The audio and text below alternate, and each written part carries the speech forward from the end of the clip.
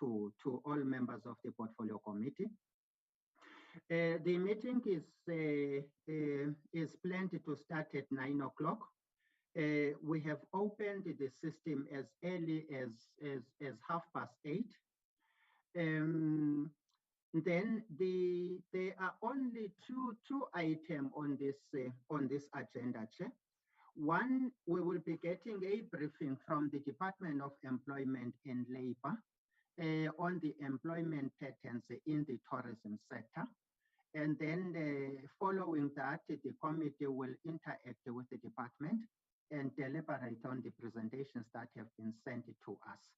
And then thereafter, we will have a way forward as to what then do we do going forward as a portfolio committee. Then the second item is the minutes of the previous meeting, Chairperson. Chair will recall, or the committee will recall, last week we were adopting our BRRR report, and that report has been submitted through to Parliament. I am aware it has already placed on parliamentary papers, waiting for the National Assembly to further process our report. Chair, just to give some sort of a background to this request, or to this meeting that has been requested by the committee.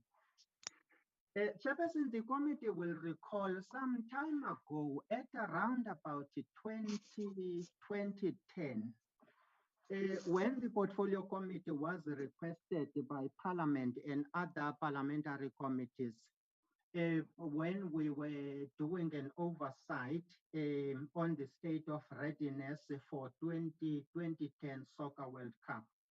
The committee was one of those committees that were all over the country, checking how ready South Africa was for the 2010 Soccer World Cup. As we were traveling throughout the country, one of the observations that was made by the committee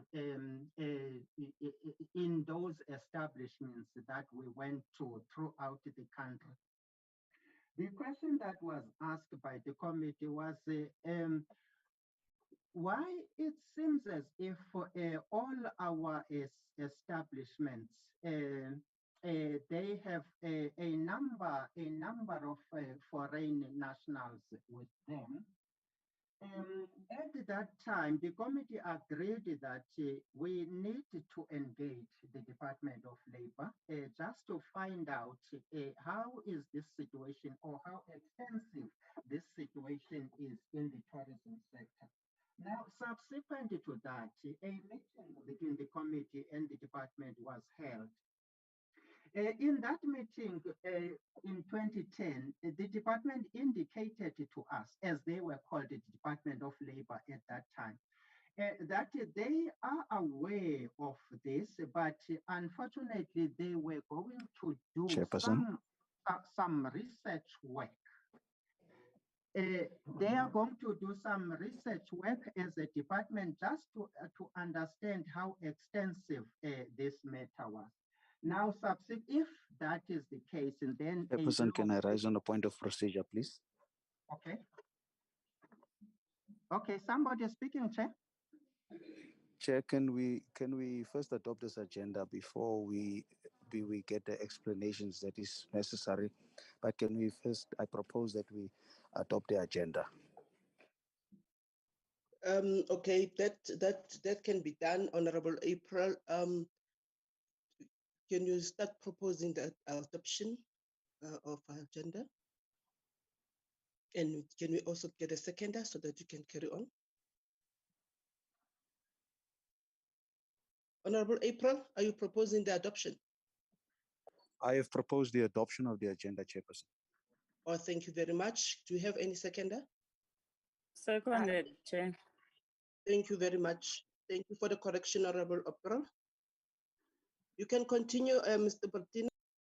Okay, thank you, Chair. Thank you, Chairperson. I'm sorry for that. Then I was saying, Chair, just subsequent to that, then the department indicated to the committee at that time, they were going to do some research just to understand how extensive this situation is in the tourism sector. If there is a need, a legislation will be promulgated. If I recall well, at about 2014 or 2015, so there was an employment services bill that came through to Parliament, Chairperson, and it went through the process through the Portfolio Committee on Labor. And that legislation was ultimately approved by Parliament. Now, what the committee has been wanted to know from the department, since that act was passed by Parliament was signed off by the president, how has been the situation from that time up to now?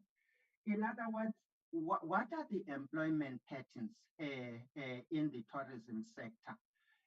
Because I'm not sure. It could be a perception, it could be real, or it could be just a perception, because we want to understand how the numbers are as far as this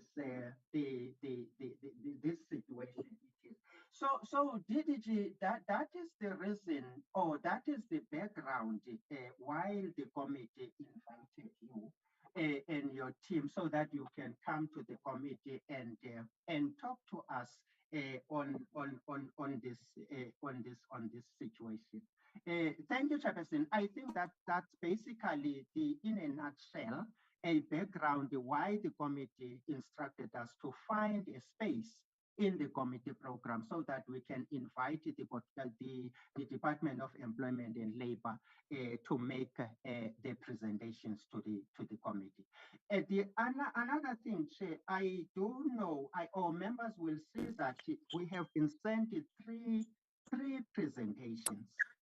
And then all of them they will be dealt with in this committee when the time comes. Thank you, Chairperson. Thank you, Chair. Thank you very much, Mr. Boltin.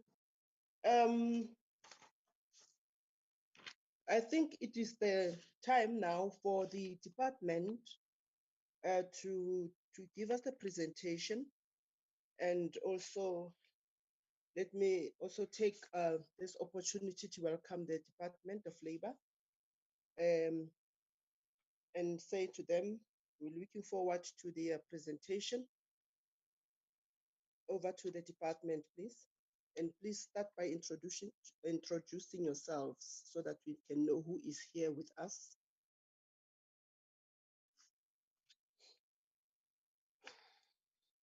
The department. Recording in progress. Good morning, Honorable Chair. My name is Buitumelo Moloi. I'm the Deputy Minister of the Department of Employment and Labor.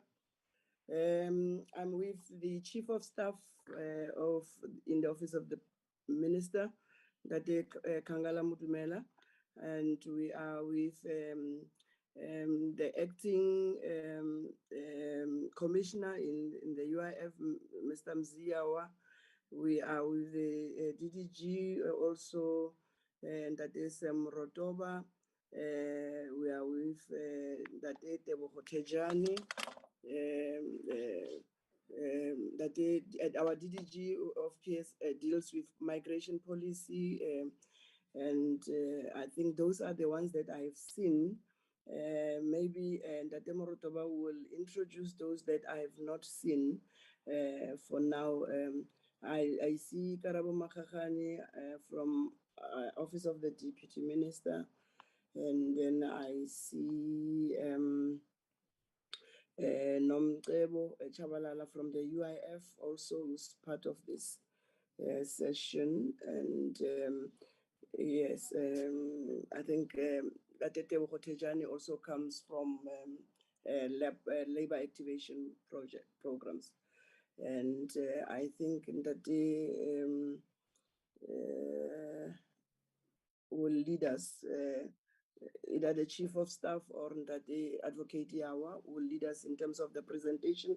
Apologies on behalf of the minister. The ministers has joined the president outside of the country. They are in Côte d'Ivoire. He is not able to attend this meeting. Thank you so much. And thank you, honorable members, for this invite of the department. As much as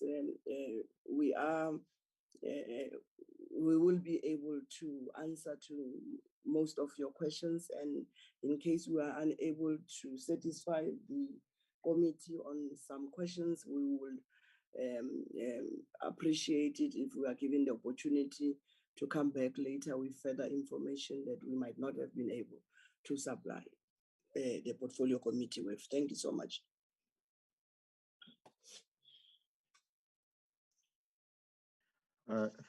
Thank you very much, DM. My name is Sam Rotova. I was asked by the Director General to lead the delegation. The DG is also off sick after his return from Kenya. And the acting DG, Ms. Bronkhorst, is also leading the delegation that is addressing the audit committee. Chairperson, I'll switch my video off for, I don't know if protocol, you would require me to leave the video on. I was going to switch it off so that I can save interference and talk to a number of issues. You can do that. Should I leave the video on, Chairperson? No, you can switch it off. Honorable Chairperson, okay, thank you. Honorable Chairperson, the team that is with me is going to address a number of points. I will deal with the question on the policy on employment on foreign nationals and the work permit issues. Advocate Yawa and Mr. Tejani will come in on the issues around the work that we are doing insofar as assisting in the sector, and Mr. Thibo Zana will deal with the inspections that we have been conducting in the area and some of the challenges that we are facing. And we have also asked Ms. Tendani Ramlongo to talk about some of the statistical issues in case there are further questions in the area. Let me start off, honorable members, by thanking you for giving us this opportunity, and to also indicate to yourselves that in the work that we are doing, yes, there are a number of legislations that are currently governing the area. The Citizenship Act, which is under the Home Affairs, Refugees Act, the Immigration Act 2002.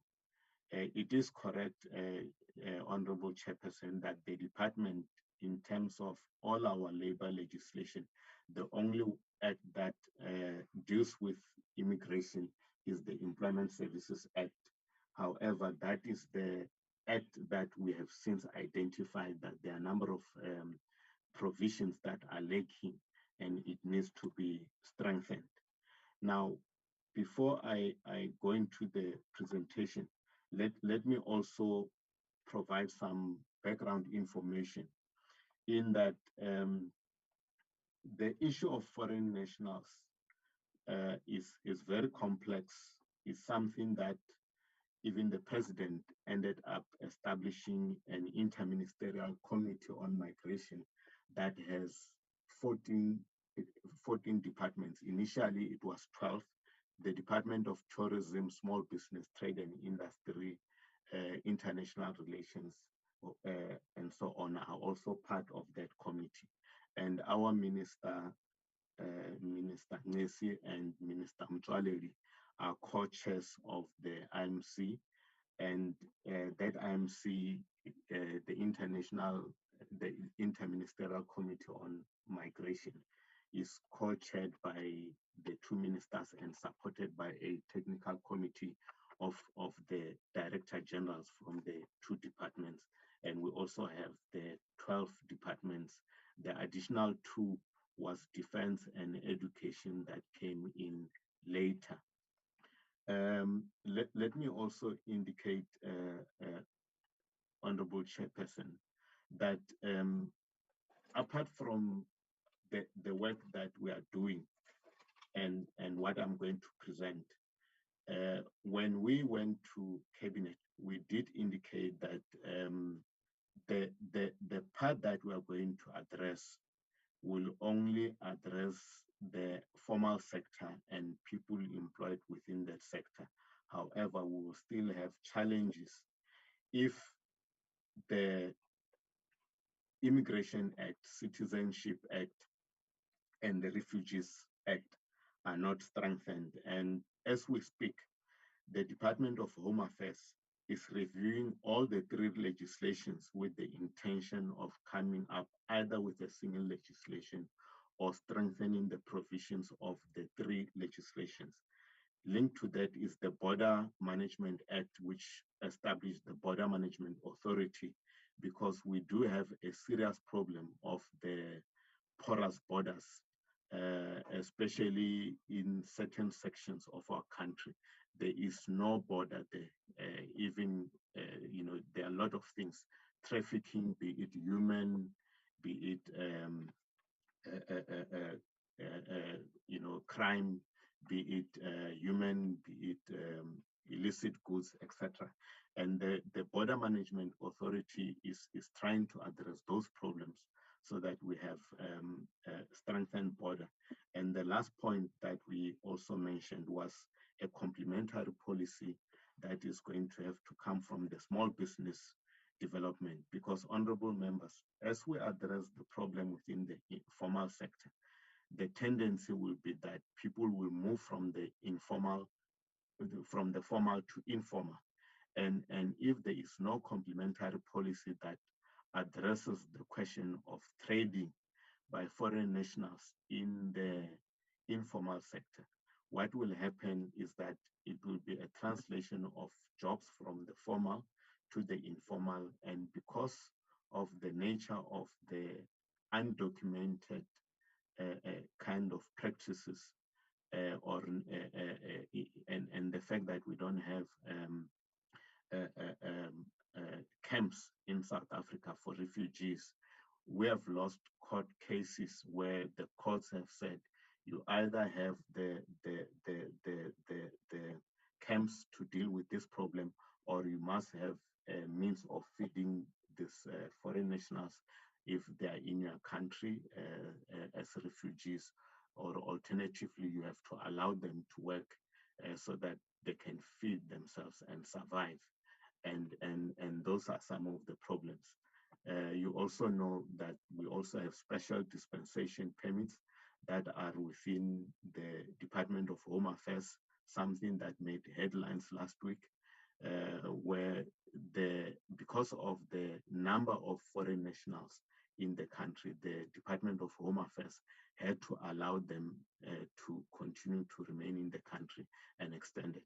So let me now address the question of the policy that we are working on. And if Matebo can share the presentation.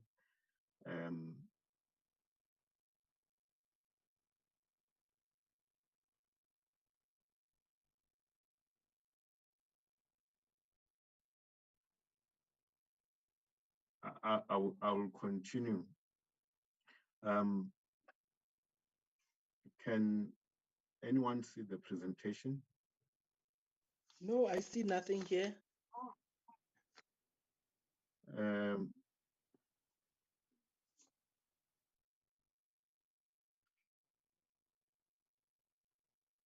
Mematabo, if you can share the presentation.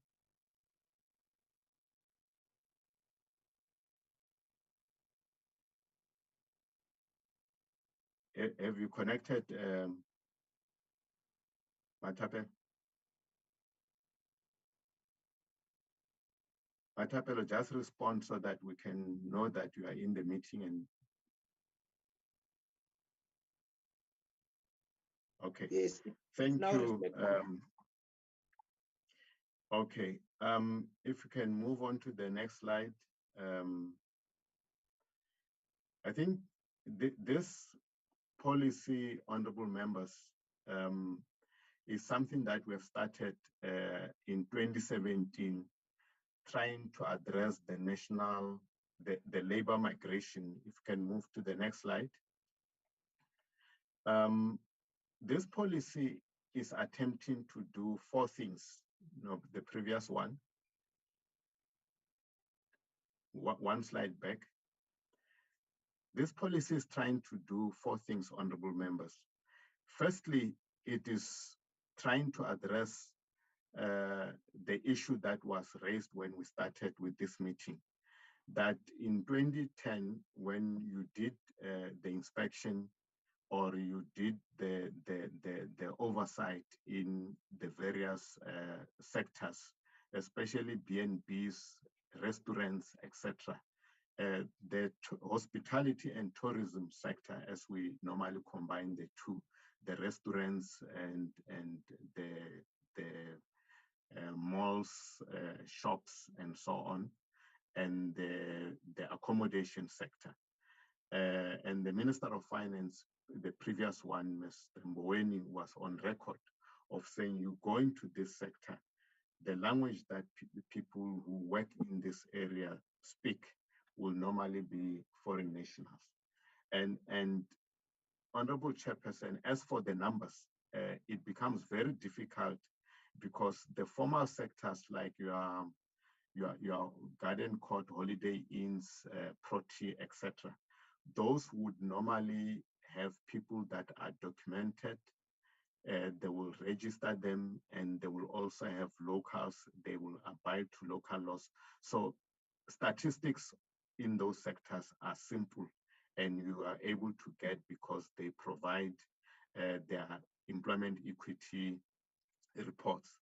But sectors that are in the obscure places of our country normally employ people that are not documented, they are not on their books, and they employ them under certain complex processes that Mr. Zana will talk to when he talks to the question of people in that area. The point is that the undocumented is very difficult to know the numbers, whilst there are estimates on the documented. And that makes it very difficult for us to can say this is the numbers. However, you are correct, honorable member, that locals have this perception, sometimes it may be correct, that the number of foreign nationals, especially undocumented, are distorting the labor market because they are employed in some of those sectors.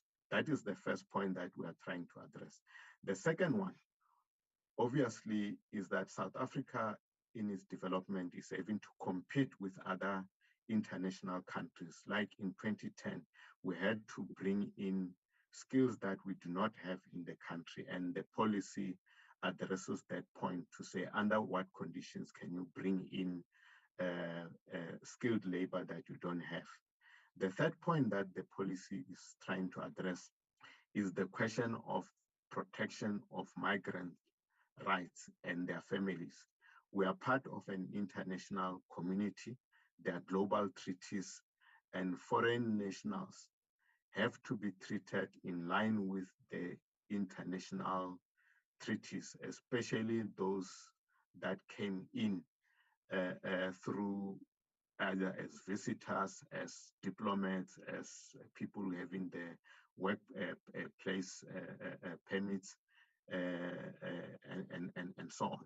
Even foreign nationals that are not documented, our constitution protects their rights as human beings, and on certain things we have to provide them with those. If they're injured, they cannot be turned away from hospitals simply because they are foreign nationals that may not be documented.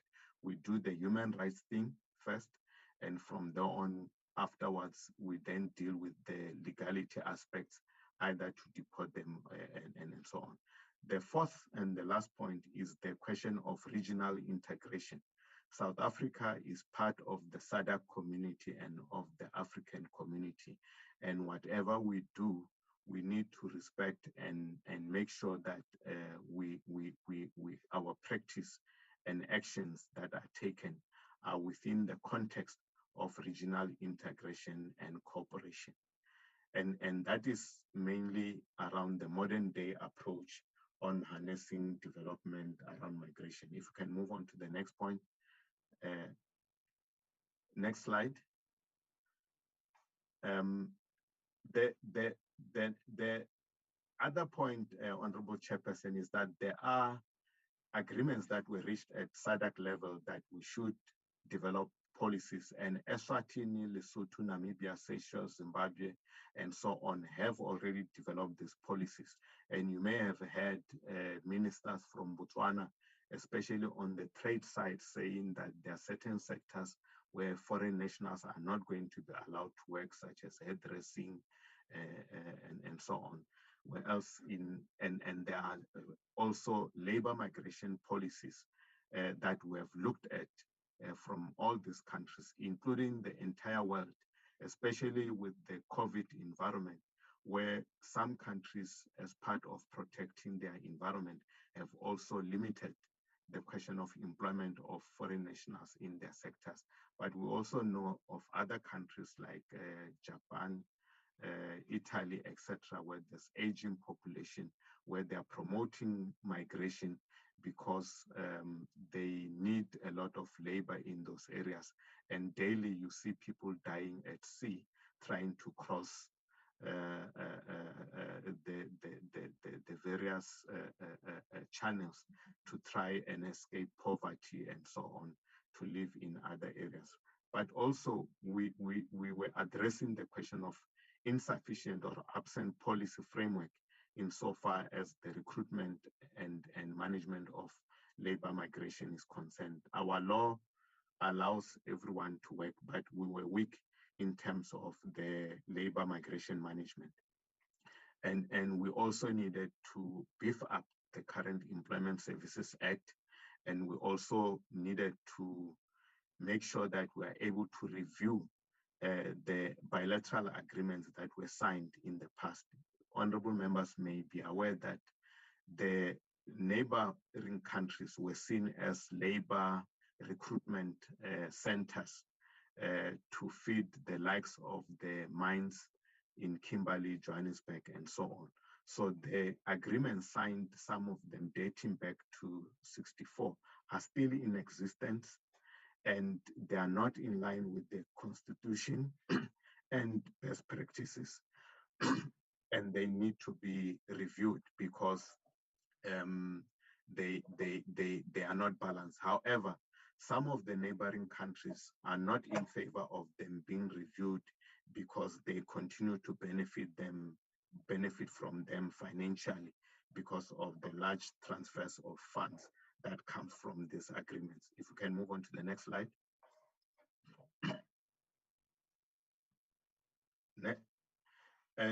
I've already talked about the racially orientated of our previous dispensation.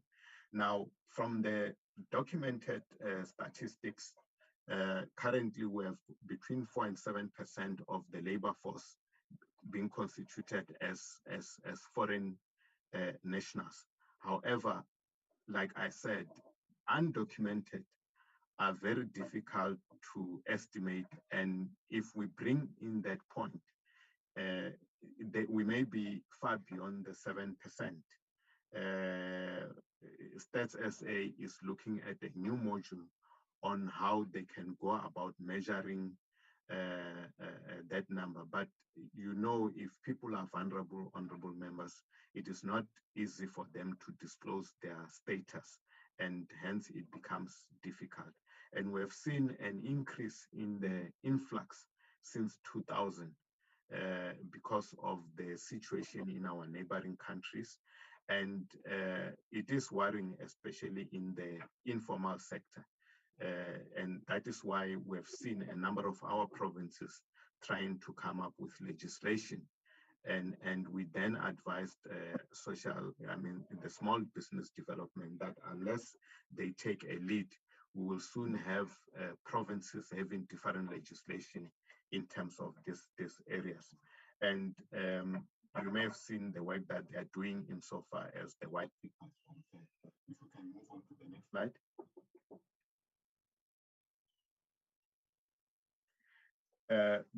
The guiding principles that we are using in formulating this legislation or amendment to the white paper and contained in the draft policy is that from 2017 we thought we did a lot of good work. However, the president requested us to align with the two new global compacts, the SADC, the AU global treaty, and the SADC level. And we also have to align with the National Development Plan. There's a section that deals with migration. And we are also having to look at the constitutional imperatives of our country so that the national legislation that we are going to introduce, especially around the labor migration, complements what is already in the Immigration Act, Refugees and the Citizenship Act. Next slide, please.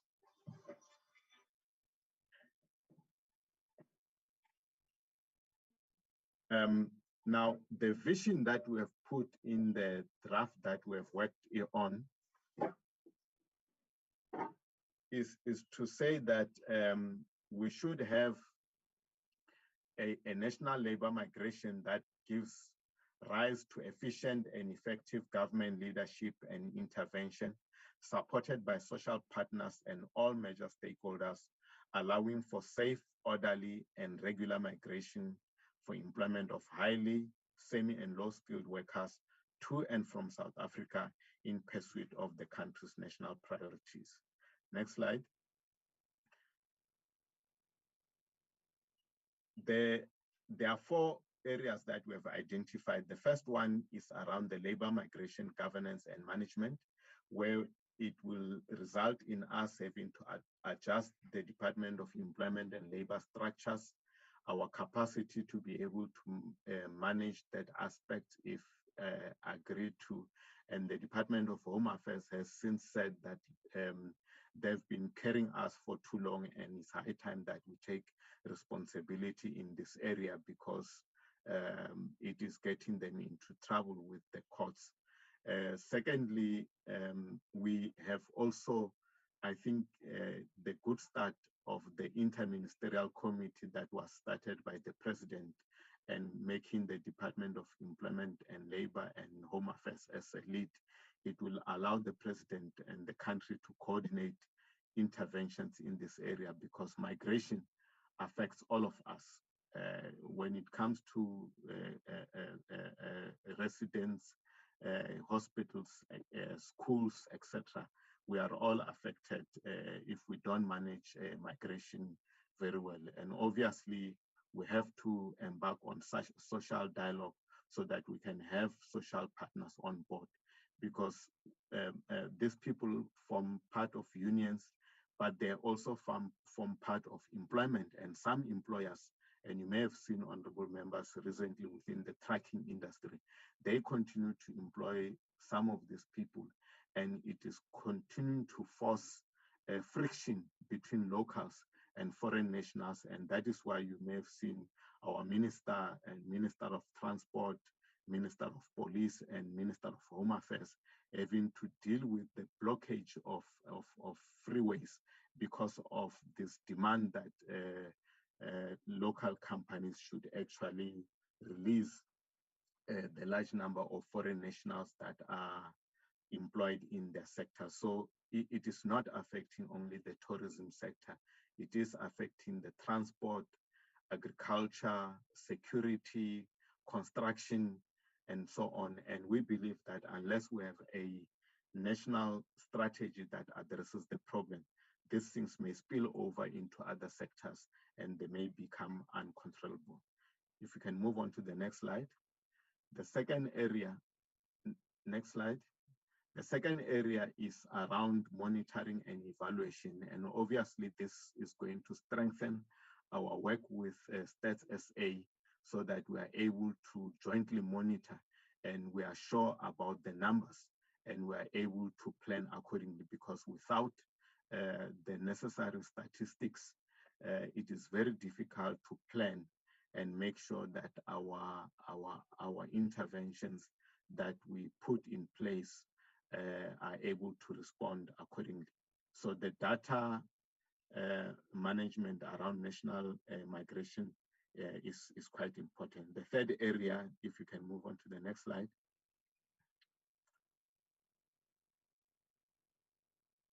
is around labor migration to South Africa. Now, this is where we need to regulate and monitor the number of people, because some come in. Currently, the Department of Home Affairs regulations allows for any company that invests in South Africa to bring in at least 40% of nationals from their country of origin for the first 5 years, and to transfer skills to locals. And 60% of employees must be locals. But we have since realized that people are abusing some of these processes. They overstay, and as such, there's no transfer of skills. But we also have realized that we need to attract skills that we need in the critical areas so that we also have transfer plans and people don't overstay under the disguise that we need them perpetually.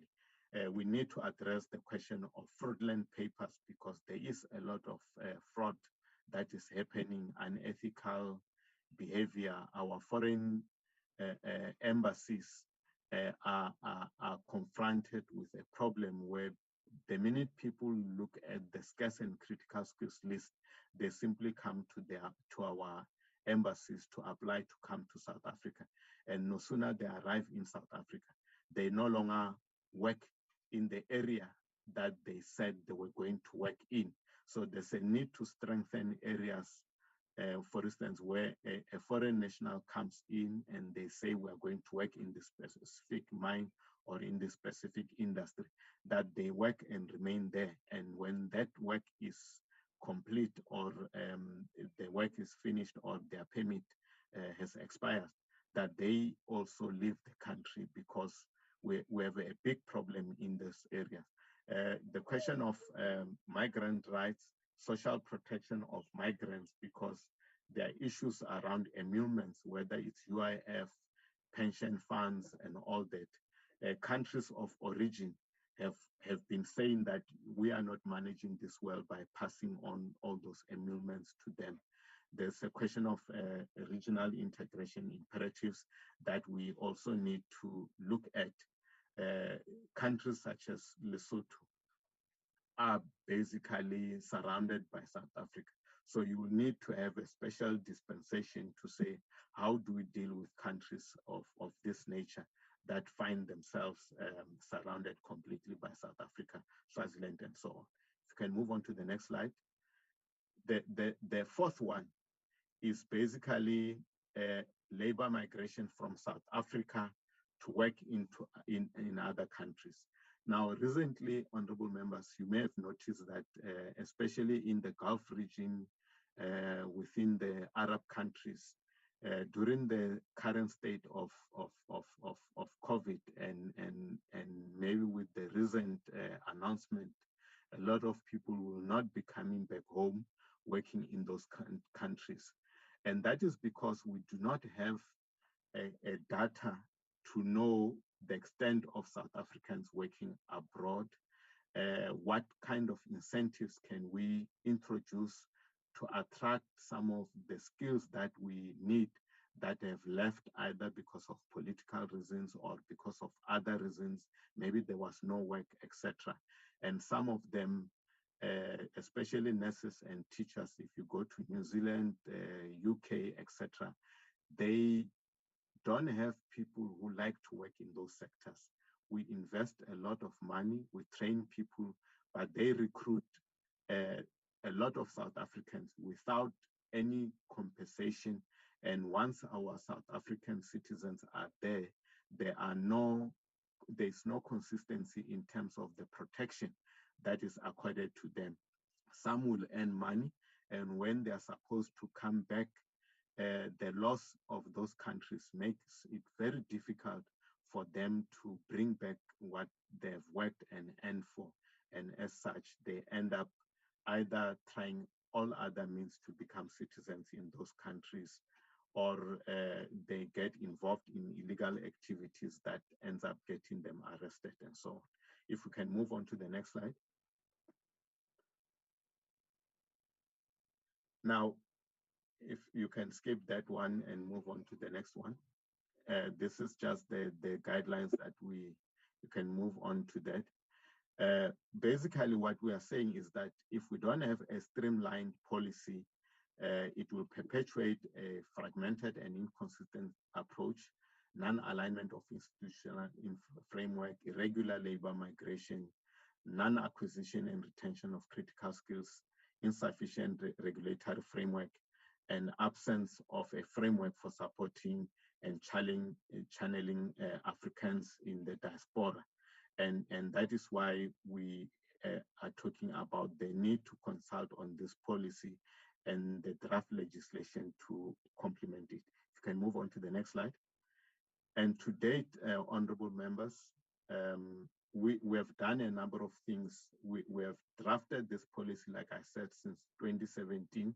We have revised it. It has gone to the Employment Services Board. The Department of Health and Department of Home Affairs and Employment and Labor have engaged on it.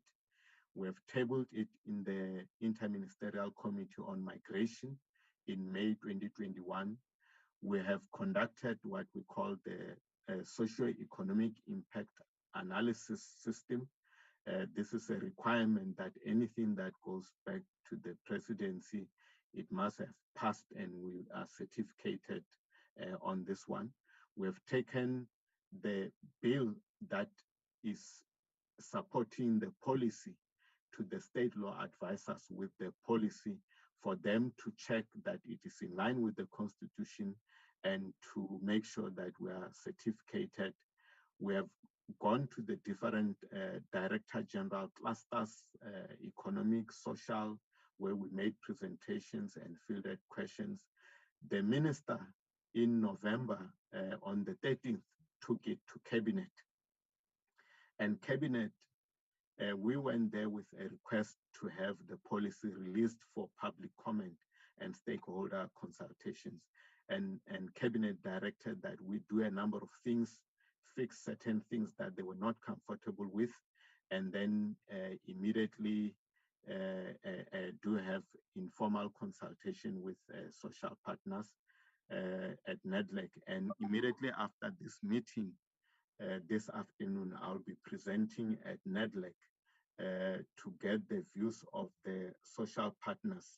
And Cabinet wants us to come back to them early in February so that we can give them feedback on the views of the social partners, and secondly, on a number of things that they asked us to address.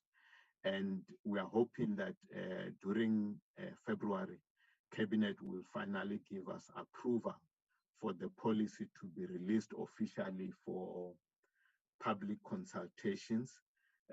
We will release booklets. We will release the electronic version of the policy after endorsement by Cabinet, and it will be available everywhere in the media.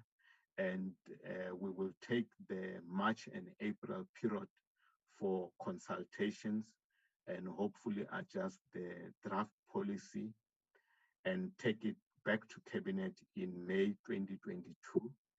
And if Cabinet approves the adjusted policy in May 2022, we are hoping that it will be referred to Parliament for the parliamentary session. And the Labour Portfolio Committee, including yourselves, will then have a chance at Parliament to engage on the bill that is going to amend the Employment Services Act to strengthen it in this area. And hopefully by then the small business development will have done their part, and the Home Affairs would have also done their part, so that there is synergy in the area of work that we are doing. The last slide.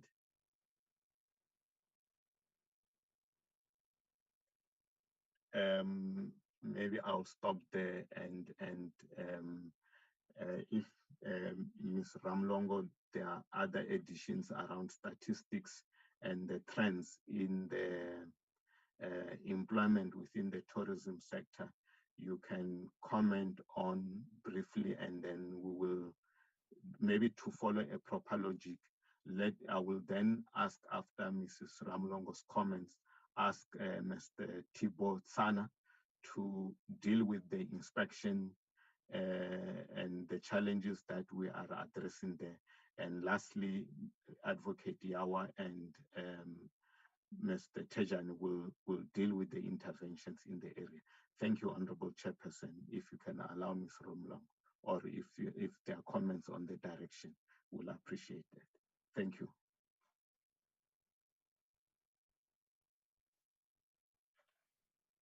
Thank you, Mr. Morotowa. I'm not sure if the chairperson is allowing me to come in now. Yes, I do allow you to come in. Good morning, chairperson. Morning, everyone. Thank you for this opportunity. I just want to say the statistics that we have, or the research that we conducted, were primarily aimed to inform the policy development that Mr. Morotowa was talking about. However, I can just briefly share one or two, three things that we observed from the several pieces of research that we conducted. Firstly, QLFS, Quarterly Labor Force Survey, shows disproportionate number of foreign-born migrants in precarious, low-skilled, and informal work.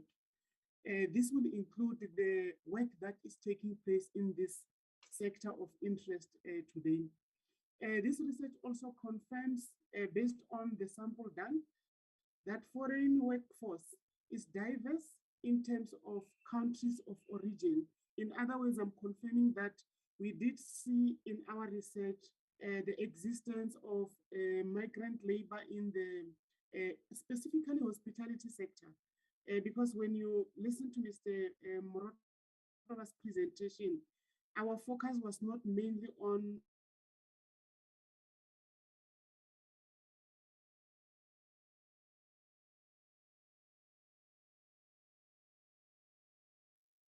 Are you still there? tourism, that signal migrant, particularly with these sectors, including the security, as he indicated, the mining, the wholesale and retail, security, in fact, I think I mentioned it, and domestic work, hospitality being one of them. If I zoom straight to hospitality, we saw those trends, and we realized that there are diverse countries of origin, diversity in terms of skills base and gender. He emphasized the existence of official statistics that we are still battling with. Though working with Status A, we are moving towards a better position of ensuring that we have credible and official statistics. And this policy, National Labour Migration Policy, also have an aspect that is going to help the country very much in securing official statistics on labor migration. And the other point that we picked up from the research was on the reason why employers are so interested on foreign labor in terms of this sector. And there was an aspect of language, that these people can speak foreign language better than our South Africans, and that plays as an asset for discriminating the South African nationals in the sector. And the other thing that came up was higher education of foreign-born workers within the sector. Of course, higher education might be associated with them being able to command the foreign language that the sector requires. But however, of concern to the department was the issue of wage, with these people having higher levels of education, higher educational skills, but on the contrary, they are paid very low wages. That was a concern that the research pointed out to in terms of its findings, that education is high, but the job is categorized in the class of low-skilled jobs that goes with low wages. Then the other aspect that the policy is going to try to help us on is in terms of working conditions. The several research that we conducted shows that the working conditions in the hospitality sector is very bad. Workers are easily replaced. Getting job by migrants in this sector is considered as a privilege. There is low unionization. The jobs are mostly part-time and casual. Though a positive aspect was found in terms of safety, that they are adhering to good safety, but the concern was poor adherence to working hours. These workers are subjected to very long working hours. And yeah, these are the things that the department is trying to work on in trying to address, as Mr. Mr. Moroto indicated, that we are trying over and above wanting the sector to absorb our many low-skilled work seekers in South Africa. We are also worried about the working conditions that are not up to standard, that are compromising the decent work. I think I will stop there.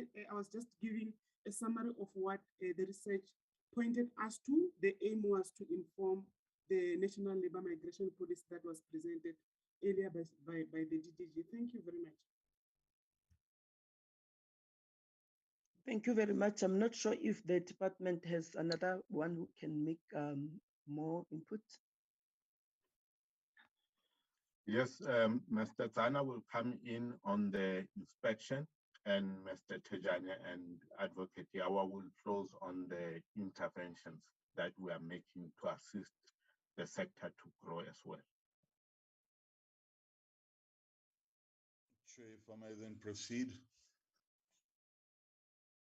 Chairperson, the presentation is there. I'm not going to cover the presentation slide by slide. Thank you for the opportunity to you and the honourable members for us to be able to do this. In the inspection and enforcement service, there is absolutely a direct link between the work that we do in inspections and enforcement services in the Department of Employment and Labour. And over the last, obviously this is a long term, we have been doing quite a bit of work, and I'll just cover that in a moment. Our model that we cover in all the sectors except the mining sector, which is not covered by us, the National Nuclear Regulator, the Railway Safety Regulator, South African Maritime Sector, the Civil Aviation Sector. There are clear lines in terms of our responsibility when it comes to these other state-owned entities or mother government departments that exist out there. So our particular function is clear, and also currently there's a new bill that we are working on, but for now the current act is Occupational Health and Safety Act, Act 85 of 1993. Now this slide, slides that we have given you, basically gives an overview of the areas that are relevant and important to your particular sector. So for our inspectors, I want to repeat where our work is basically encompassed in relation to inspections, enforcement, and advocacy, you'll find that we do get involved in each one of those areas. From an advocacy point, of course, we try to raise awareness and do a certain amount of education in terms of the work that we perform. Now, the work we do is all labor laws, except those that I mentioned. So it's the Basic Conditions of Employment Act, Employment Equity Act, UI, which is the unemployment compensation, and occupational health and safety. So those are the aspects that we cover, and you'll find that also in our annual reports that we reflect on those things. We also reflect on our inspections and the different sectors that we cover. So what are some of the challenges that we have with regard to these sectors? Firstly, I'd like to cover the period that we're in with regard to the COVID period that we entered into on the 27th of March last year. What is quite significant is that there was no real change between what has taken place prior to COVID in terms of enforcement and what has happened after COVID. So we find the sector, the hospitality sector and the food and beverage sector, broadly speaking, hover at a compliance rate of between 50 and 56%, which is not even close to the desired compliance rate that one would anticipate. So the situation that you have is you could find that the tourist sector is having to go and answer for non-compliance issues in the courts because of the fact that they don't comply on the first inspection, and effectively they don't comply on a second inspection. Hence, the need to prosecute when you have that type of environment. Now, when we spoke about COVID a moment ago, what happened was there was a direction that was issued, and there were subsequent directions after the first one, and the last one being brought out or published in June this year. And at every step of the way, every sector was given the detail for compliance. In other words, nobody needed to wonder about how they're going to comply, what compliance is. The legislation itself was quite clear through the direction. Nevertheless, as I've indicated throughout the period where we monitored on a monthly basis almost, we found that compliance did not move substantially over the months that I've indicated up to now. So that is, of course, a major concern for us. The next item would be on consultants. Certain industries are relying heavily on consultants to assist them with complying with the labor laws. And we find in a number of instances that these consultants are not worth the salt or their weight in gold, if you like, because of the compliance levels that we are finding out there. So there is a serious challenge with regard to the consultants that are being utilized in the tourist sector, where employers are in fact trying to use the consultants to assist them with compliance. So that is a factor that would need to be dealt with. The issue of foreigners has been sufficiently dealt with. Suffice it to say that inspections and enforcement services over the years have done various, they do normal inspections, and then they also do blitz inspections, and they'll do inspections where it is integrated with other government departments such as Home Affairs and also the South African Police Service, especially where it's anticipated that there could be illegal foreigners operating in that particular sector. So last week we went out to the road freight industry, And at one of the companies there, we were with the police and the Home Affairs departments, and the SAPS made an arrest on the spot with regard to an illegal foreigner that was found on the premises. The point I'm making is that we don't effect arrests as the Department of Employment and Labour. We work with other government departments closely in ensuring that there is compliance across the board, and that where action must be taken, the appropriate authorities there. Now, if they're not there, we are in a position to get in touch with them due to relationships that are formed at a provincial level with regard to these various parties. So without belaboring the issue, Chairperson, as I've indicated, the legislation we cover, the model that we use, and also the fact that we operate jointly with other.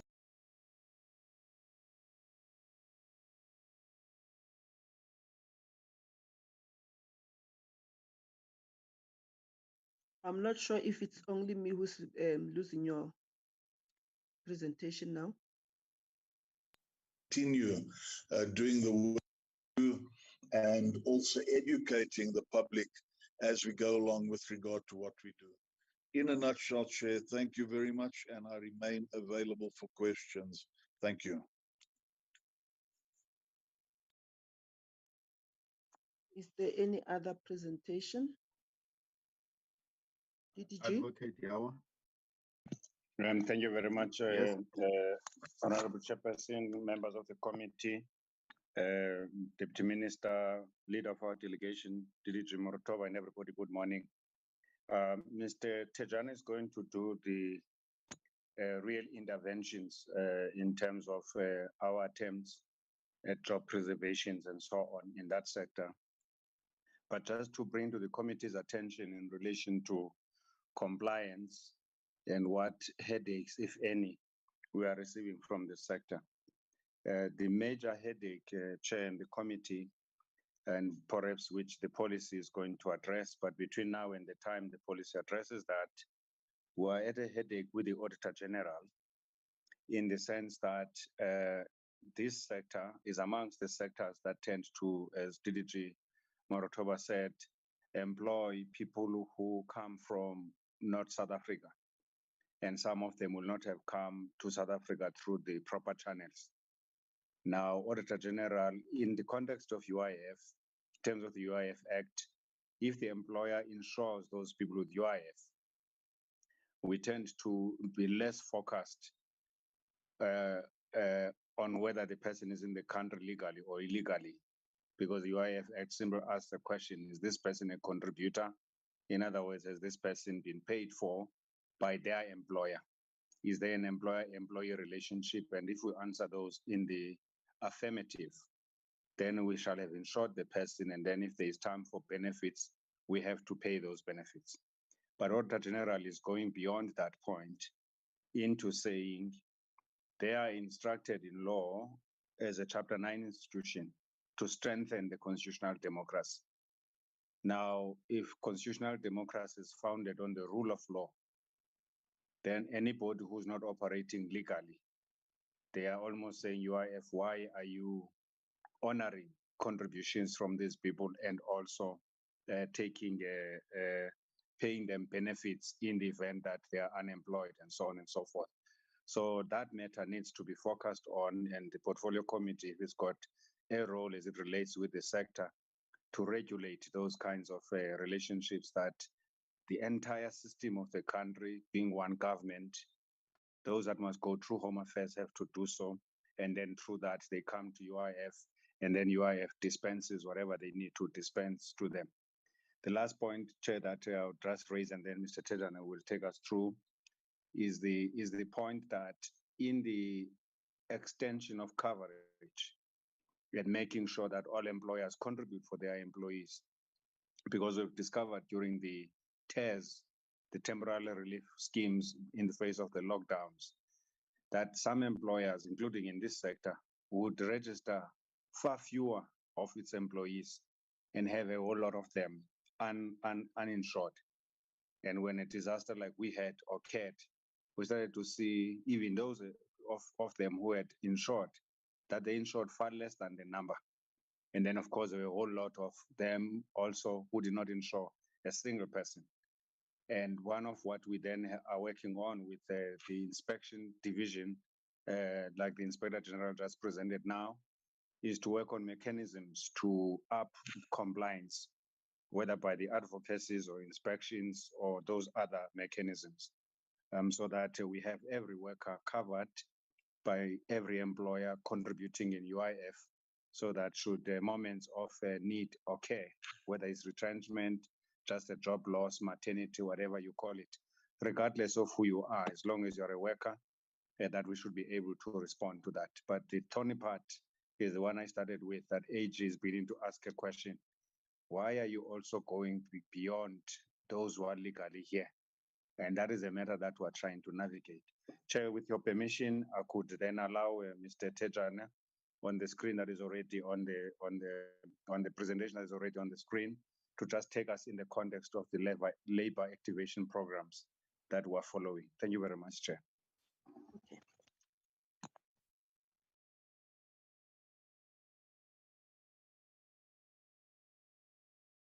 Okay, may I proceed, Chair? Good morning, Chair and members of Portfolio Committee, the Deputy Minister, Mr. Muratova, Mr. Advocate Yawa, and all the other colleagues. May I proceed, Chair? Yes, you may. Thank you. Thank you so much. I'm glad, Chair, that some of the assumptions that I came with have already been dealt with. For example, the fact that the committee is aware that in 2010, the Skills Development Act moved to higher education. Therefore, matters pertaining to training in particular has moved to higher education, and also the fact that the Department of Labor has transformed into Department of Employment and Labor. And the trajectory of the department is that of now facilitating job creation. And those are some of the discussions that the Deputy Minister and the Minister would have with ourselves and other government departments, specifically when it comes to intergovernmental collaboration. And my presentation will also premise on that. The mandate, or rather the latitude or the scope that I was provided was to talk to the basket of services that the Labor Activation Program is a catalyst of the Department of Employment and Labor in facilitating an environment conducive for job creation in collaboration with other government departments. So I'll be talking to the three components, but I think what is important is just to talk to introduction, which I'll deal with now, legislative mandate that governs the environment within which we operate, and then go to the objectives. And then I'll probably give more weight on training of the unemployed, which we call employability, but I'll also talk to the normal TERS. We call it normal TERS because we have the COVID-19 TERS, so the CCMA TERS, and then I'll talk to the work that is done by Productivity South Africa. So in a nutshell, Chair and Portfolio Committee members, we all know that the Unemployment Insurance Fund, which is operating as an insurance, took a decision rather to introduce labor activation program, specifically to reintroduce what we call beneficiaries or contributors that would have lost their jobs, to reintegrate them back into the world of work, into the job market. This particular program called LAP, Labor Activation Program, was then in 2010 introduced at a very small scale, just to check and test how it's going to work and to what extent it will be able to work. So it was basically introduced as a pilot then. However, over a few years, 7 or so years, the targets were then increased as by the discussion that was taken by the Executive Committee to consider high-level unemployment, given the statistics that was produced by Statistics South Africa at that point. Then the decision was taken to say, look, how do we then ensure that we get more people back into job? Instead of just paying out the retrenchment packages and whatever. We needed to get people back into work so that they can then be able to contribute, which will then be beneficial to collecting revenue for the institution. Ms. Matabucha, you may move to the next slide, which will then talk to the legislative mandate. Basically, in terms of the legislative mandate, I'm just basically outlining 3 sections just to contextualize the environment within which we work, specifically Section 48 of the UI Act, where it basically talks to the board having that mandate to advise the minister on policies to minimize unemployment and basically to create schemes to elevate effects of unemployment. You'll notice that I'm talking employment schemes because when the Rotoba or Public Employment Services as well, within the Employment Services Act, they also speak of employment schemes. And basically, our job is to create an environment or behave and operate as a catalyst towards assisting the achievement of those employment schemes. So the board will then advise the minister of those particular schemes, having looked into the environment, having looked at government priorities, having looked at and identifying critical economies and also sectors or environments that are in distress, be it rural areas, be it peri-urban or peripheral areas in terms of our economy and society. So basically to balance the 3, what I call 3 tripartite alliance between the polity, the economy, and civil society. So those schemes will then deal with those particular aspects. Then Section 18 of the Act, the Director General may refer UIF beneficiaries for vocational training as precondition for to qualify for unemployment benefits. Now, when the labor activation program started, we had entered into, that is now going back to 2010, up until I think 2017, 2019, we had entered into MOAs, specifically with sector education training authorities, specifically to work on training of the beneficiaries or those that are out of work so that they can then be capacitated with skills for them to be able to fend for themselves in the world of work, basically training them to get certificates so that they can then be able to get into those jobs. Currently and lately, that trajectory has now changed, and I'll talk to it when I talk to areas relating to employability. Section 5D in particular, it basically emphasizes the fact that the funds must be used to finance retention of contributors in employment and the re-entry of contributors into labor market. That is where then we find the issues relating to the normal TERS that is adjudicated at the CCMA, which I'll talk to just now. If you recall, in 2018, the Job Summit, there were about, I think, 77 projects that came out of that. And there was also a resolution or a decision that was taken that companies in distress will be assisted through what was then called layoff scheme. A decision was taken that this layoff scheme will then be managed or administered at the CCMA because of those companies that are undergoing Section 189 of the LRA, which we now call TERS. So basically, those funds will then be used for that, and also companies in distress. Now, in terms of the next slide, where we're talking about the objectives, the intention is just to outline the objectives of the labor activation program as it stands. So if you move to slide 5, where we're talking objectives of the labor activation program, 1 is to enhance employability. Now, before, we used to call it training of the unemployed.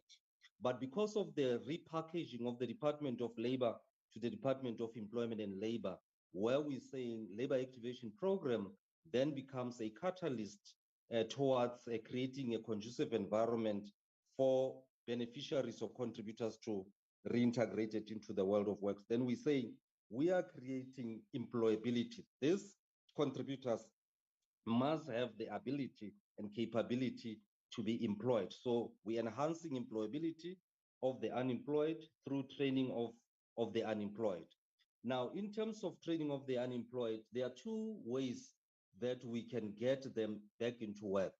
One, they can go through training because we are now recognizing the 21st century, which requires fourth industrial revolution in indices, mechanization, artificial intelligence. So we are saying then we need to ensure that in terms of enhancing our own economy, they need to have those particular skills. So therefore, they can go through skills training, be it learnerships or skills programs or enterprise development or entrepreneur development, or they can be absorbed directly into jobs by those employers whilst they then, reconfigured and whatever. So that's very important, that particular program of employability, which I'll touch on again. Then we also enable entrepreneurship through enterprise development. The argument is simply that we are not necessarily looking at all citizens of South Africa becoming employees or workers.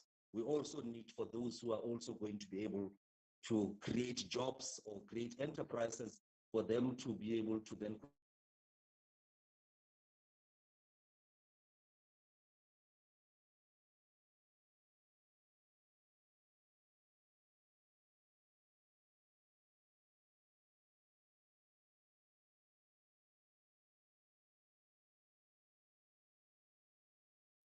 I'm losing you. I'm not sure if it's my phone or my connectivity challenges. I also can't see or hear. It's not only you, Chair.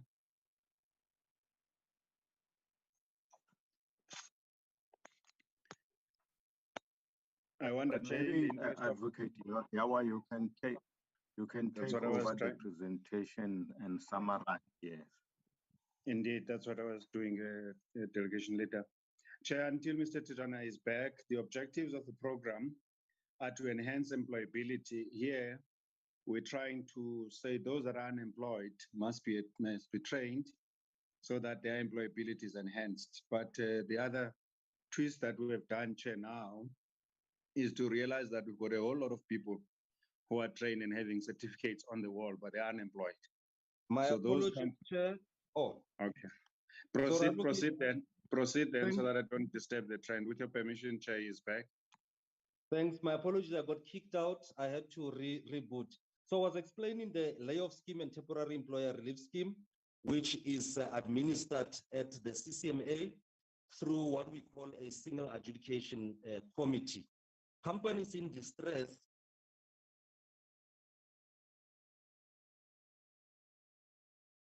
going to retrench workers.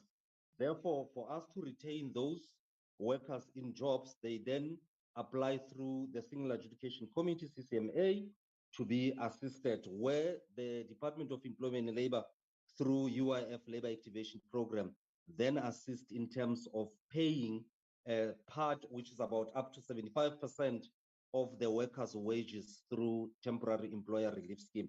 We call it the normal TERS, deliberately so that it is very clear that it's not COVID-19 TERS or WABU. This one is a normal TERS. So they apply through that particular scheme.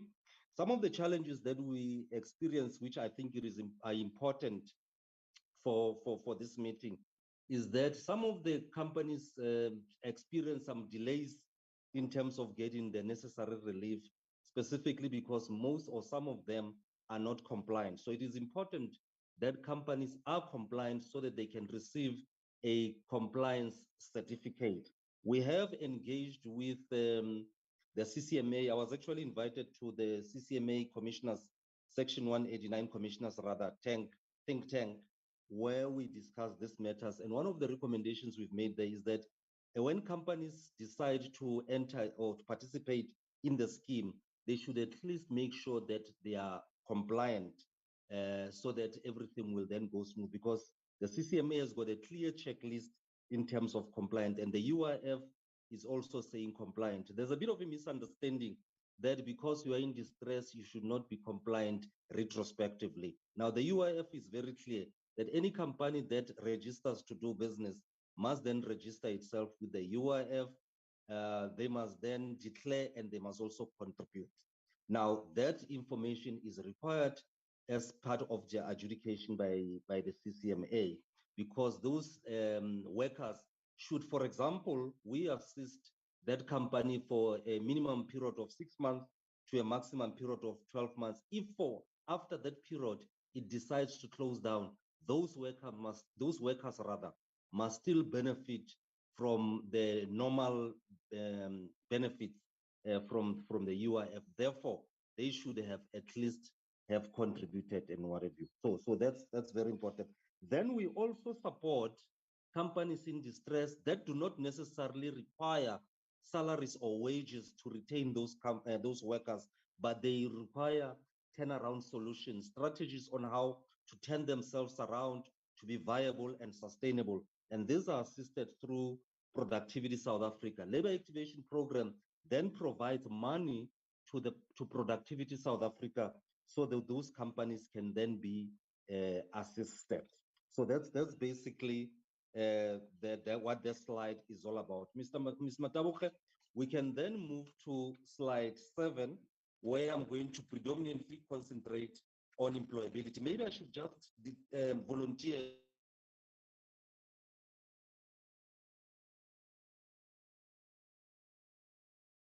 There is one company in the tourism sector that has applied for assistance through the CCMA Temporary Employer Relief Scheme. This company is still awaiting an award from the Single Adjudication Committee. Hopefully by next week, when the Single Adjudication Committee sits, there will be progress insofar the standing of that particular company. Now, going to the training of the unemployed, which I've already indicated, its intention is to enhance employability of the unemployed. Now, already I've indicated the training mandate belongs to Department of Higher Education and Training, because skills development has since moved.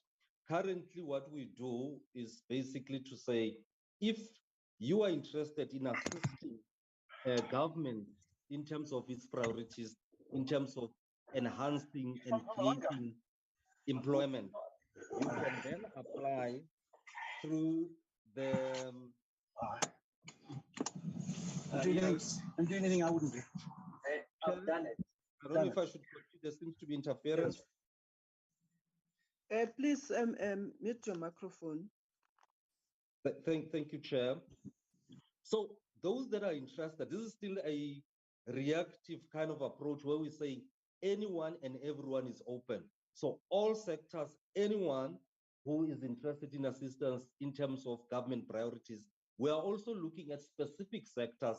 The Minister of Employment and Labor has written to a number of government departments, specifically the ministers, in what he has termed intergovernmental collaboration, where we want to enhance and maximize the resources that we have at hand through labor activation program by saying those in the tourism sector, for example, those in agriculture, those in communication and technology, small business, etc., etc. We are aware that you have programs and projects that are going to enhance employability. Please come on board. Let's collaborate. Let's work together and ensure that we use the human capital that you have in your system and also the funds that you put aside for programs and projects so that we can then work on this labor activation program. Because the understanding is that the Department of Employment and Labor is entrusted with facilitating the environment for employability. So therefore, let's come together. Number of letters have gone through. We have met with a few departments already. We are already talking issues relating to MOAs in terms of how we collaborate and work together. And I'm aware that periodically when I talk to the minister, he also informs me that he's talking to a number of ministers. I know he's been talking to the Minister of Tourism as well, insofar collaborations are concerned. So those companies or those interested parties will then submit their proposals to the National Adjudication Committee, which is an independent body that adjudicate the programs, but they submit now through a portal that we call jobcreation.initiatives@labor.gov.za. This is a new way of doing things. Before, proposals used to be handed by hand to our officials in the office, and that used to be a program that was a bit cumbersome and with its challenges. So they submit through that portal, and then the officials that are responsible for employability will then ensure that the National Adjudication Committee for Labor Activation Program sits, adjudicate the proposals, and then they then engage those that would have submitted the proposals, and if they are happy, they then conduct what we call due diligence. Eventually, after the due diligence and everything is in order, is done, then they will then recommend to the accounting authority. The accounting authority will be the Director General in the context of the UIF, who will then eventually approve. After approving that particular proposal, then a letter will then be issued to the potential funded partner. And then after they've received the letter, they will be engaged with a draft funding agreement, and then a draft the funding agreement subsequent to it being signed, then an implementation plan is then finalized, and then the project kickstart, and the officials will then have initial meetings and then set up certain committees, steering committees for that particular project, and then the project will then be monitored, and then it will be evaluated eventually when it finishes. But in the meantime, during the monitoring process, the company or the funded partner will then have to submit invoices with portfolio of evidence that is in line with the funding agreement, that is in line with the implementation plan, and then that will then be paid accordingly. But also what is important, because we also take note that our participants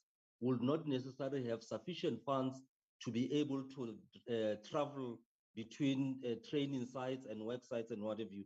The first tranche, we call it the first tranche, it's paid out for stipends specifically, so that the stipends can be paid to the funded partner in advance, so that they can be able to hand over to the learners for them to be able to travel to the world of to the workplaces and the training site.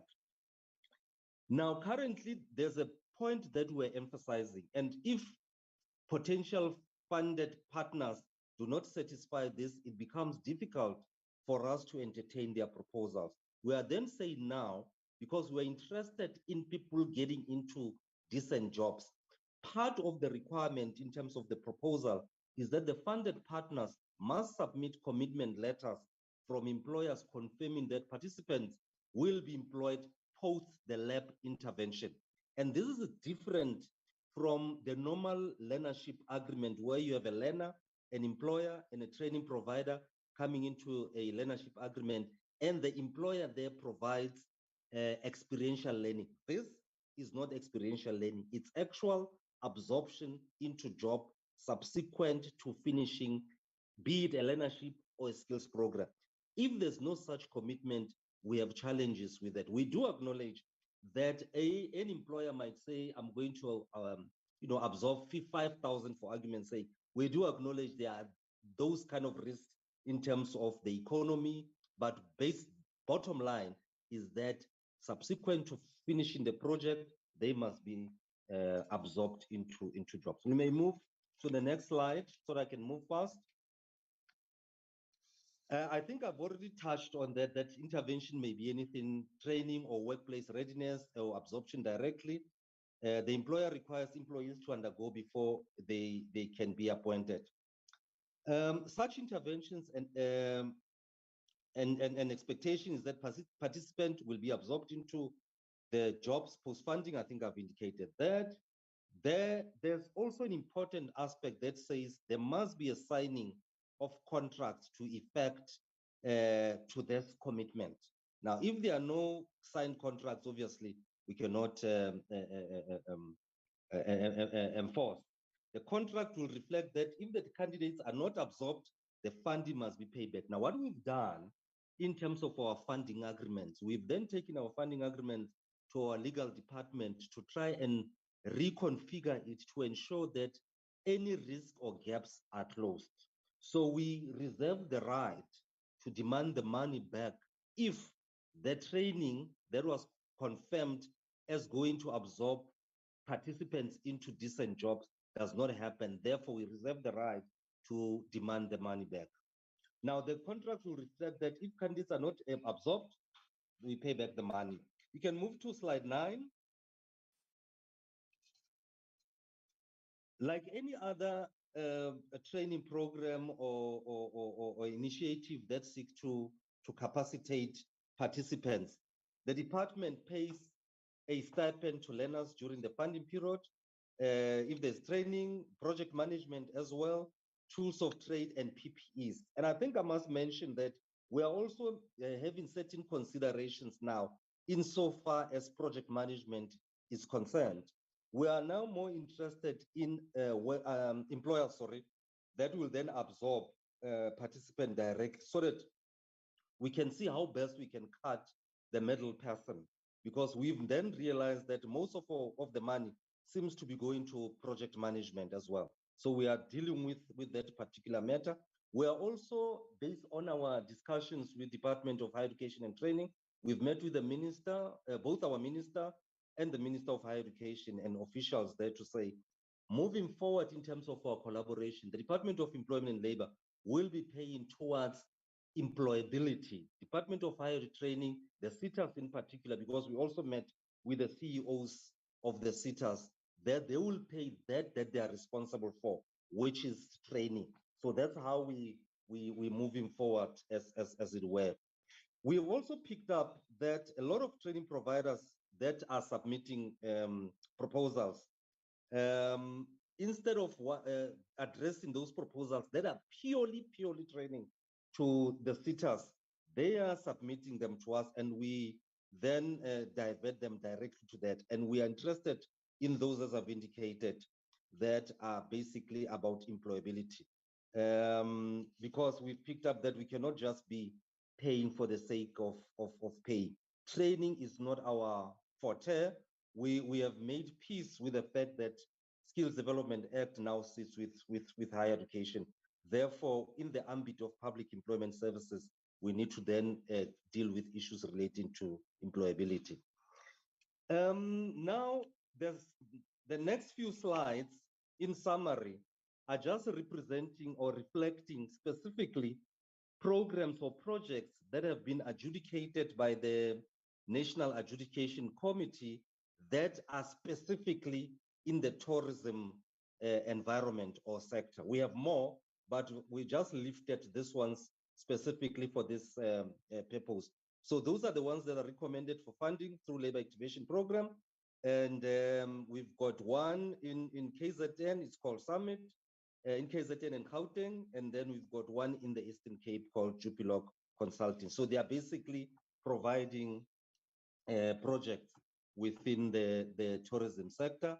We've just given a spectrum of the programs that they will be taking care of. If you look at Summit for year one, it's going to be over 3 years. Maybe let me just summarize it in that way. So Summit is over 3 years, which is basically 2022, 23, 24. You'll notice out of the 5 for 2022, which is the first year, there's assistant chefs, cook convenience, fast food, table attendant, barista. We've got about 1,500 learners or participants in all of those for that particular year. And the duration is about 50 months. So when you go to Summit year 2, 1,500 as well, learners. And then for the third year, the number increases to about, that is slide 13, Ms. Matabuche. It's about 2,000 of those learners that would have gone through the program. And then with on slide 14, you'll notice that we're talking tour guides, craft enterprise, food prep and cooking, hospitality, entrepreneurship, and then there we're talking 550. So basically the intention, Chair and Portfolio Committee members, was just to give an indication in terms of what is that we are doing in terms of labor activation program across all sectors. However, insofar tourism is concerned, that's what we're dealing with. And we are hoping that with our engagements with different government departments, insofar intergovernmental collaboration is concerned, we will then be linked with specific officials in the tourism department that will then engage with ourselves to the effect that we can then put all the projects that they have from their side on the table and see how best we can share resources. Because I think when we enter into MOAs, it becomes easier when we say you've got 40 million for argument's sake, we've got 30 million or we've got 40 million. How do we ensure that we pool these financial resources together to have more people into the system and have more people getting into the world of work? Advocate Yawa, that's the long and short of the preparation in so far labor activation program is concerned. Thank you. Thank you very much, Mr. Tedran.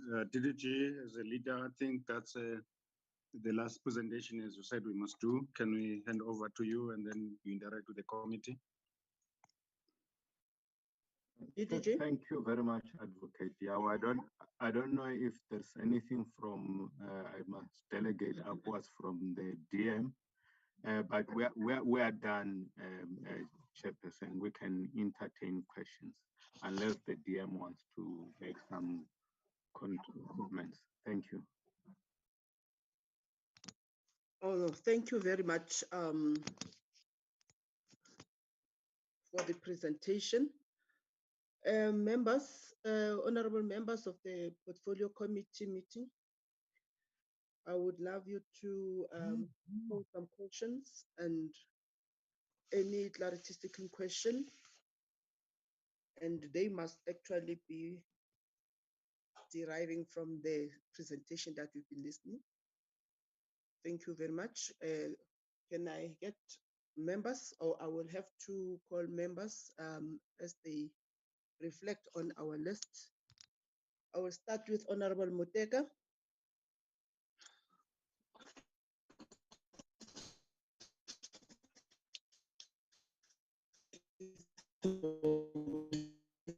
Chairperson,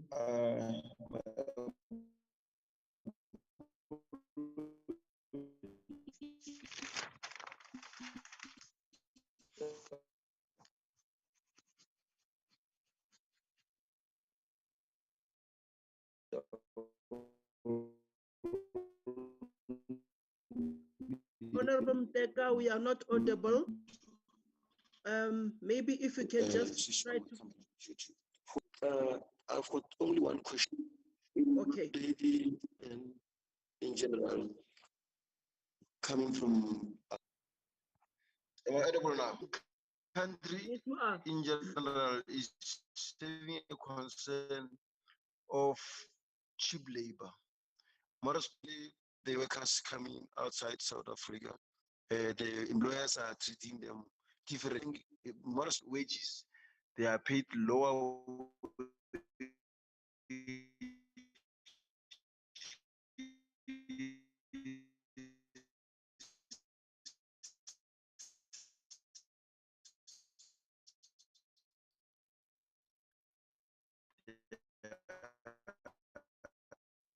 Honorable Mutega, excuse me, just try to.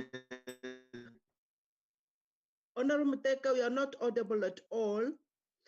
May I request that maybe you write your question on our chat board. Maybe we can be able to get what we want to say right now, because we cannot hear anything for now.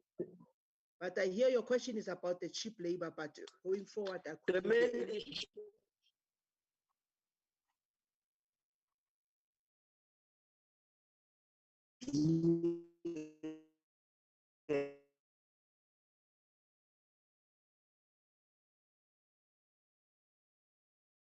Honorable Teka, Can you write your question on the board since we cannot hear you and we can be able to hear what you want to say?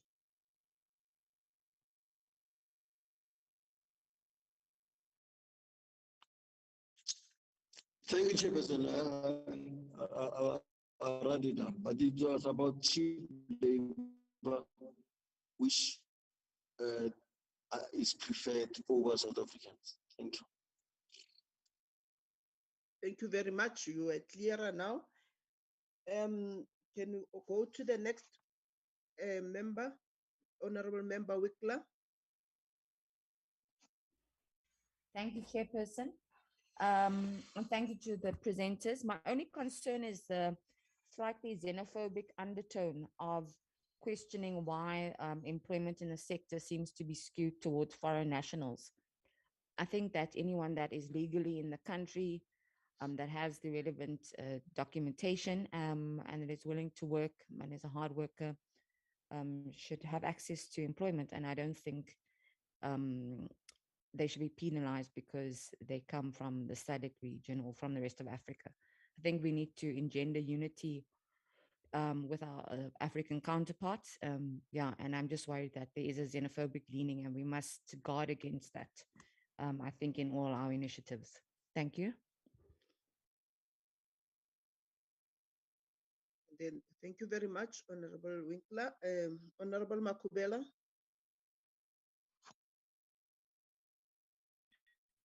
Thank you, Honorable. Chairperson.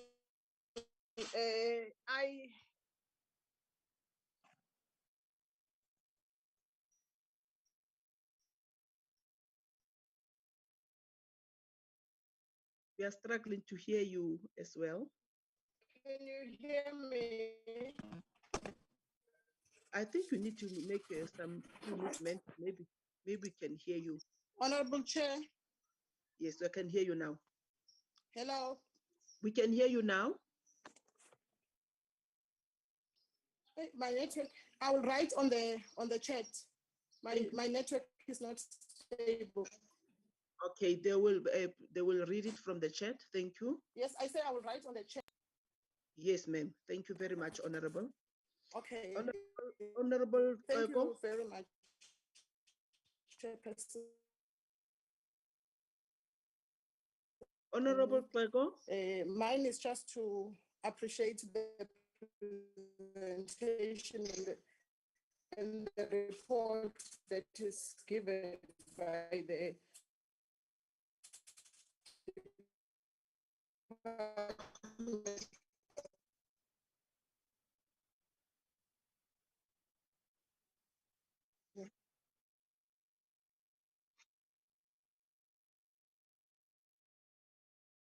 Is that Honorable Clark was speaking?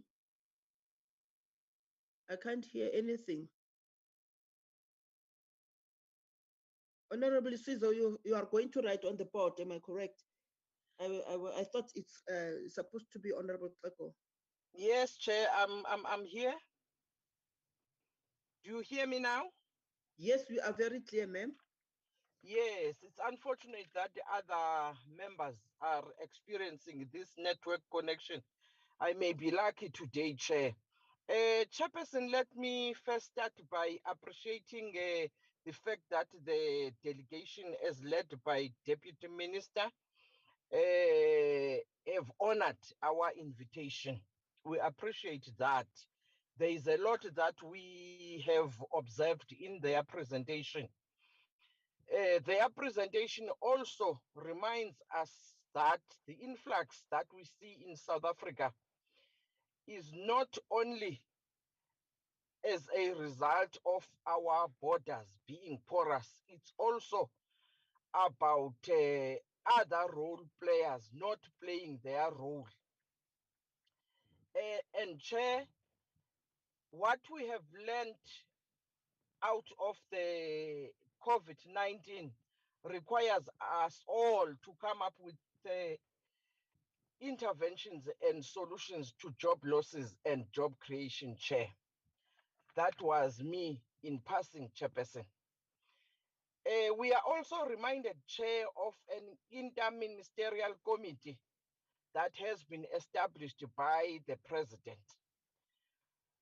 At some stage, Chairperson, we will appreciate if that interministerial committee can account to Parliament, because the problems that we're facing as a country require that interministerial committee report so that we can take it from there. Chairperson, what we observe in provinces like Cape Town, where if you visit a garage, you see that most portal attendants are foreign nationals. You ask yourself some questions. If I may say out, Chair, the questions that I ask myself, are these people documented? Do they enjoy benefits? Do they offer a particular skill than other South Africans seeking job in the area? Are there monitors from the Department of Labor to see to it that these people are not exploited? Chairperson, if one is working or offering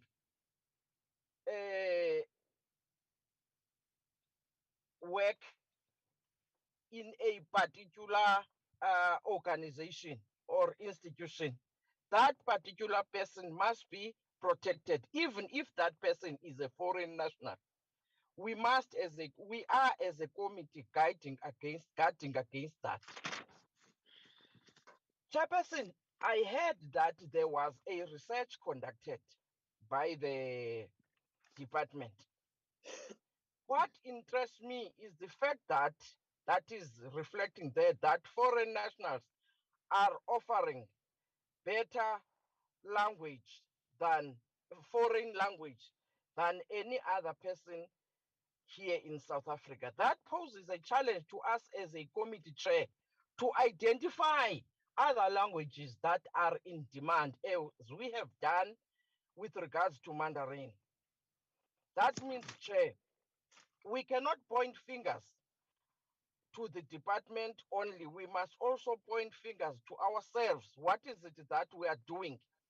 Are we making enough research as tourism so that we are able to skill our people so that the market can attract them, can also attract them, not attracting foreign nationals only, but you ask yourself a big question.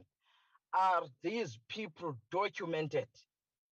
Because if they are not, the Department of Home Affairs, the Department, the SAPS, International Relations, are also must also play their role, Chair, so that we are able to avoid any instability that may be caused by vulnerability of our people in South Africa. Chairperson, I got it from the media that Statistics SA will soon be releasing some statistics on employment and jobs. I don't think we are going to get a positive report, but let me not predict, Chair. Let's wait and see. But we must collectively take responsibility of what is happening here in our country, Chair. The point that I want to raise to the department is the importance, Chair, of compliance monitoring and enforcement of labor laws. If we can do that, Chair, at least other challenges that we have may be prevented. Otherwise, we thank them for coming and making this presentation. It is an eye-opener. We will also, as a committee, have a way forward after this meeting, Chairperson, that I recommend that we craft a way forward. If it means we must invite other role players, so be it, Chairperson. Thank you very much. Thank you very much, Honorable Kleko. Honorable Slanganani Gombi.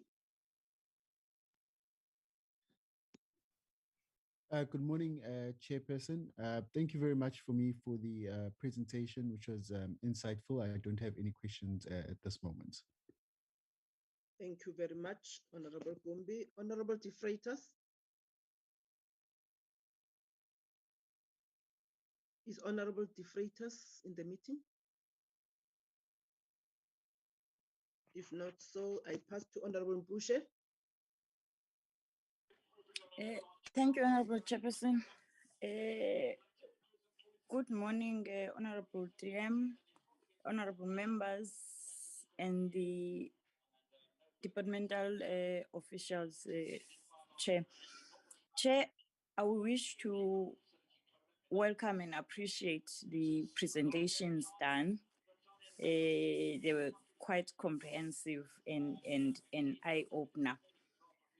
Firstly, I wish to say I also have noted the issue that was raised by Honorable Kleko, that we need to get a presentation from the Interministerial Committee on Migration, their terms of reference and the work that they have done so far. Secondly, Chair, I think as a committee, we need to make a follow-up on the bills to be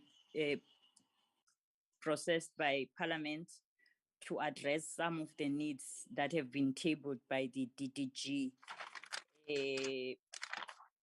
Also, Chairperson, my question then will be on the issue that has to do with the fact that they only have one company within the tourism sector, of which it still awaits an award. Is this based on the lack of awareness, or are there any underlying reasons such that there is only one company that is to benefit from this program that they have presented? Also, Chairperson, on the preserve jobs and temporary employee relief scheme for companies in distress, do they have any awareness programs so that most companies in distress could be able to benefit from the scheme? Lastly, Chairperson, I also wish to get a sense from the Department of Labor and Employment on the UFTA's program with tourism. Do they have any knowledge of fraudulent claims on the UFTA scheme from the tourism sector? I think that will be all for now, Chairperson. Thanks. Thank you very much, Honorable Mbushe. Honorable April. Honorable April. Chair. Oh yes, Honorable Mbushe. While you're still waiting for Honorable April, I have this one question that I forgot.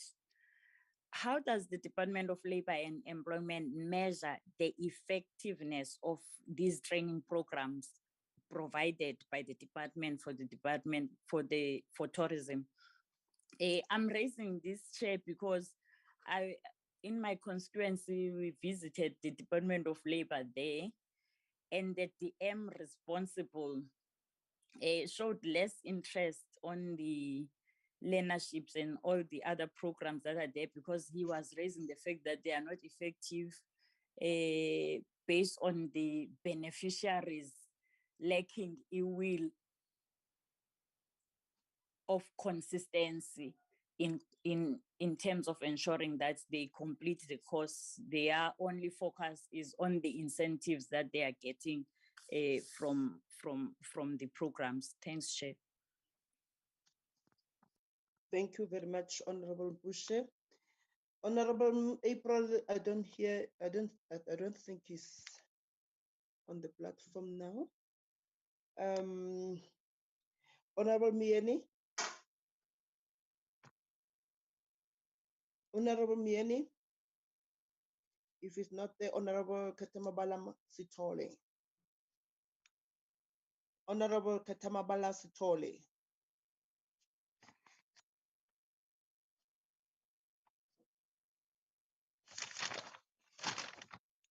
If not, if Honorable Katamabala Sitole is not here, I'm not sure if I'm leaving anyone behind before I can come in. Any member who still wants to say something about the presentation? Okay, I am now coming in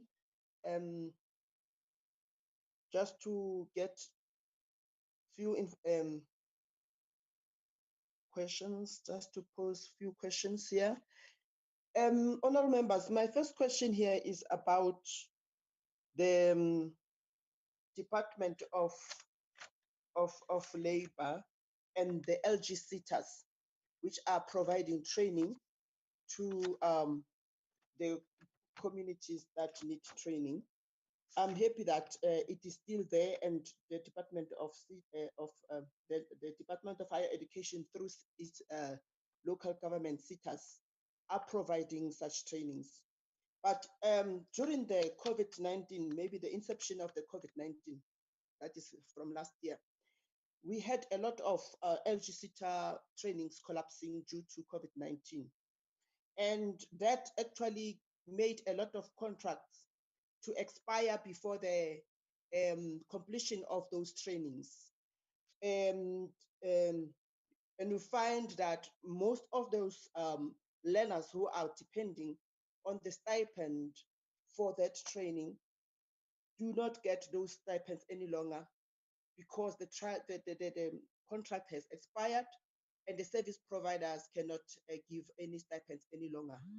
What was the intervention of the Department of Labor to that effect? Because I think they should be working together to do that and to ensure that the trainings are reinstated so that the programs can continue and be completed by those learners. My other question, that is my first question. My other question that I would like to find out here is about, you know, and one of the people said, I think it's the DDG, who said people, it's not easy for the people to disclose their status.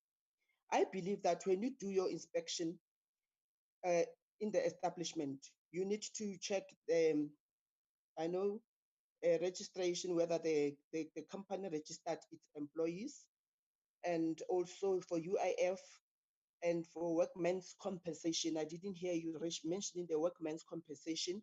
That actually is the insurance that pays you when in case there's an injury on duty.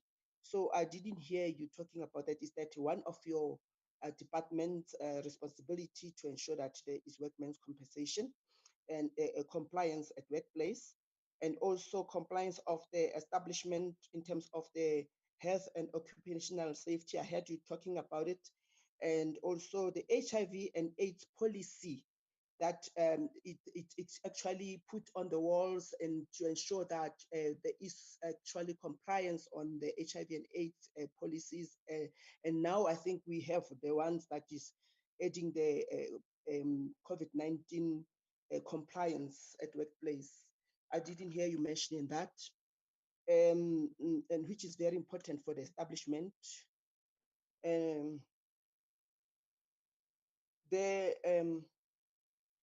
Also, there are some establishments in the tourism sector where you find that the unregistered owners have the hotels as well as the bed and breakfasts, which are not compliant in terms of that Occupational Health and Safety Regulations Act of 85 of 1993. And you find that they are just doing what they like, especially here in our main CBDs of Johannesburg. where you find they are not compliant in terms of health regulations, health and safety regulations. And I sometimes go there and find out if do they get inspections from the Labor Department to check if they are compliant in order to avoid the disasters, and you find that nothing like that has been happening. I don't know if those structures have collapsed or they're still available.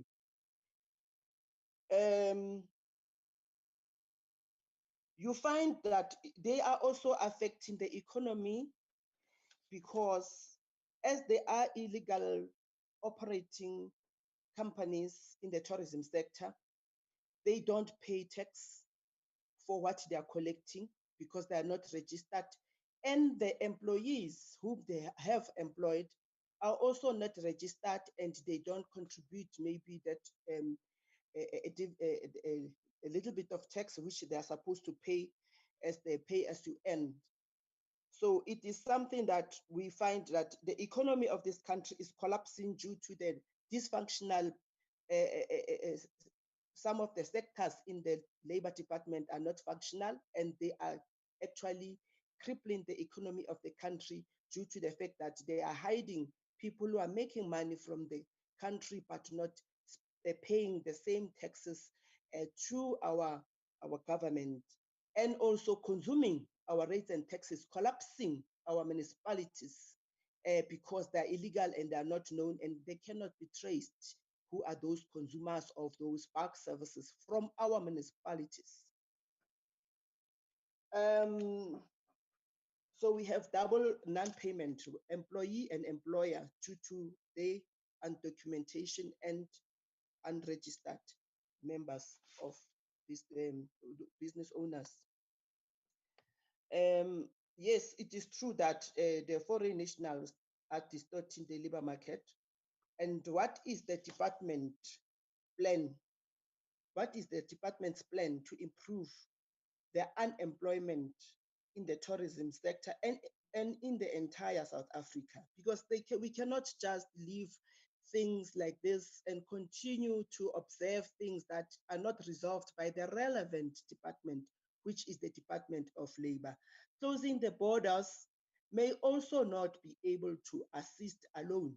That cannot alone assist, but enforcing the labor regulations and policies will be able to do something. Those who are not compliant as employers, they need to be reprimanded. They need, at least I know we are saying that there is an insufficient and absent policy framework concerning recruitment. But what are you doing about it? Are you just leaving it like that, or you are going to draft it after we have maybe, right now we have 50% of the population unemployed, South African population unemployed.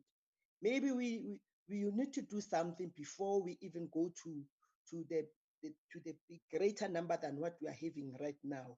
So I am worried about that we have these challenges, and I don't see us having a plan or anything that we are being promised here to say this is what we are going to do from here.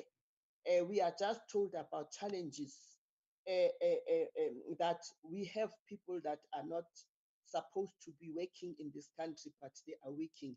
And we are talking about closing the borders, which is not the only solution, but enforcement of those establishments. It does not have to be people to disclose their status, but your visit on site can actually reveal the status of the employee and the employer.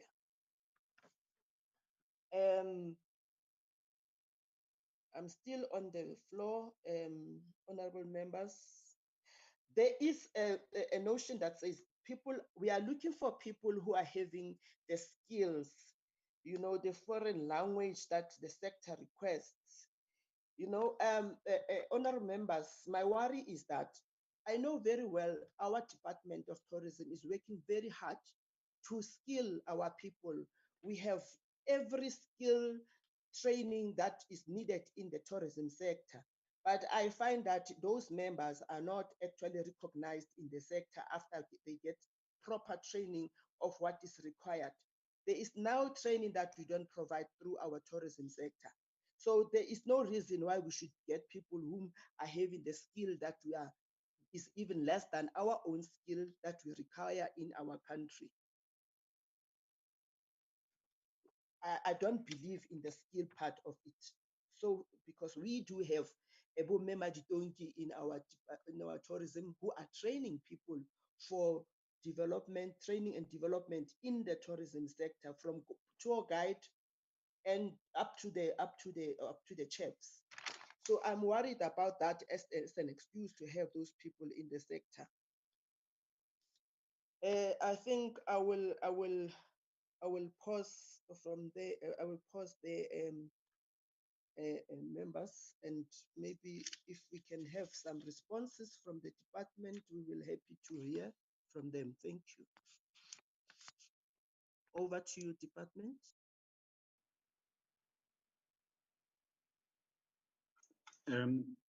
Thank you very much, Honorable Chairperson. I think. Excuse me. Sorry, I forgot one point. My apology. There are some legislated wage acts that are in place, and those ones are sufficient enough to actually make a follow-up on or play an oversight as the Department of Labor. I want to find out if are you able to deal with this issue when coming to those foreign national people when they are being underpaid by those employers, and also those unfair dismissals of those people who are not having any representation when coming to their rights to be represented? And also, do you get such complaints from them, and what do you do about them? Do you just dismiss them because they are not registered, or what do you do? You know, some of the people, they will say, I went to work and I'm told that I'm no longer required to be at work, no compensation, nothing. And also, there was one question which I want to get clarity here from you. Companies like casinos, casino also fall under tourism and yeah, tourism, I can say that. Those people who've been there for more than 20 years working in those casinos, they are now told that due to COVID-19, they cannot longer be permanent workers, and they are now turned into part-time workers after 20 years. Is that allowed according to the labor law, to turn a person who was 20 years to be now a part-time worker without any procedural part automatically like that?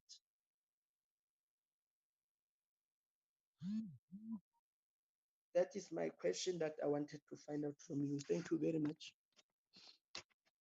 Honorable Mpushe, you wanted to say something. Can you come in? Honorable Mpushe, I saw something that you wanted to ask. And you... No, it's a historical hand, my chairperson. Okay, thank you very much. You department, come in, please. Thank you. Okay, Chairperson, we're going to try and answer the questions in the following manner. I'll come in on the questions that relates to policy, and then I'll ask Ms. Ramnongo to come in on the research-related questions. Mr. Zana will come in on the questions that relates to inspections, and then there were a whole range of questions that relates to assistance and the UIF that Advocate Yawa and Mr. Tejan will come in. Now, just on the first question, what are we bringing to you? Honorable Chairperson, I said we have worked on a policy. We have also worked on the amendment bill because we realized that there was deficiency in the current act.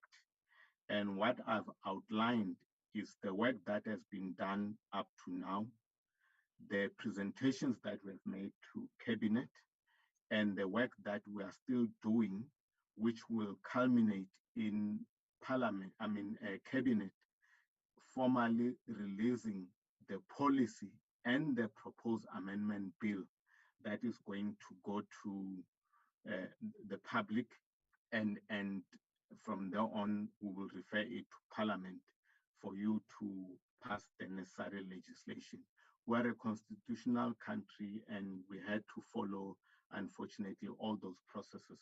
We would have loved to be speeded up, but unfortunately we were forced to say you have to follow all those processes before legislation comes to Parliament. So the first presentation is essentially about a law that is going to address that problem.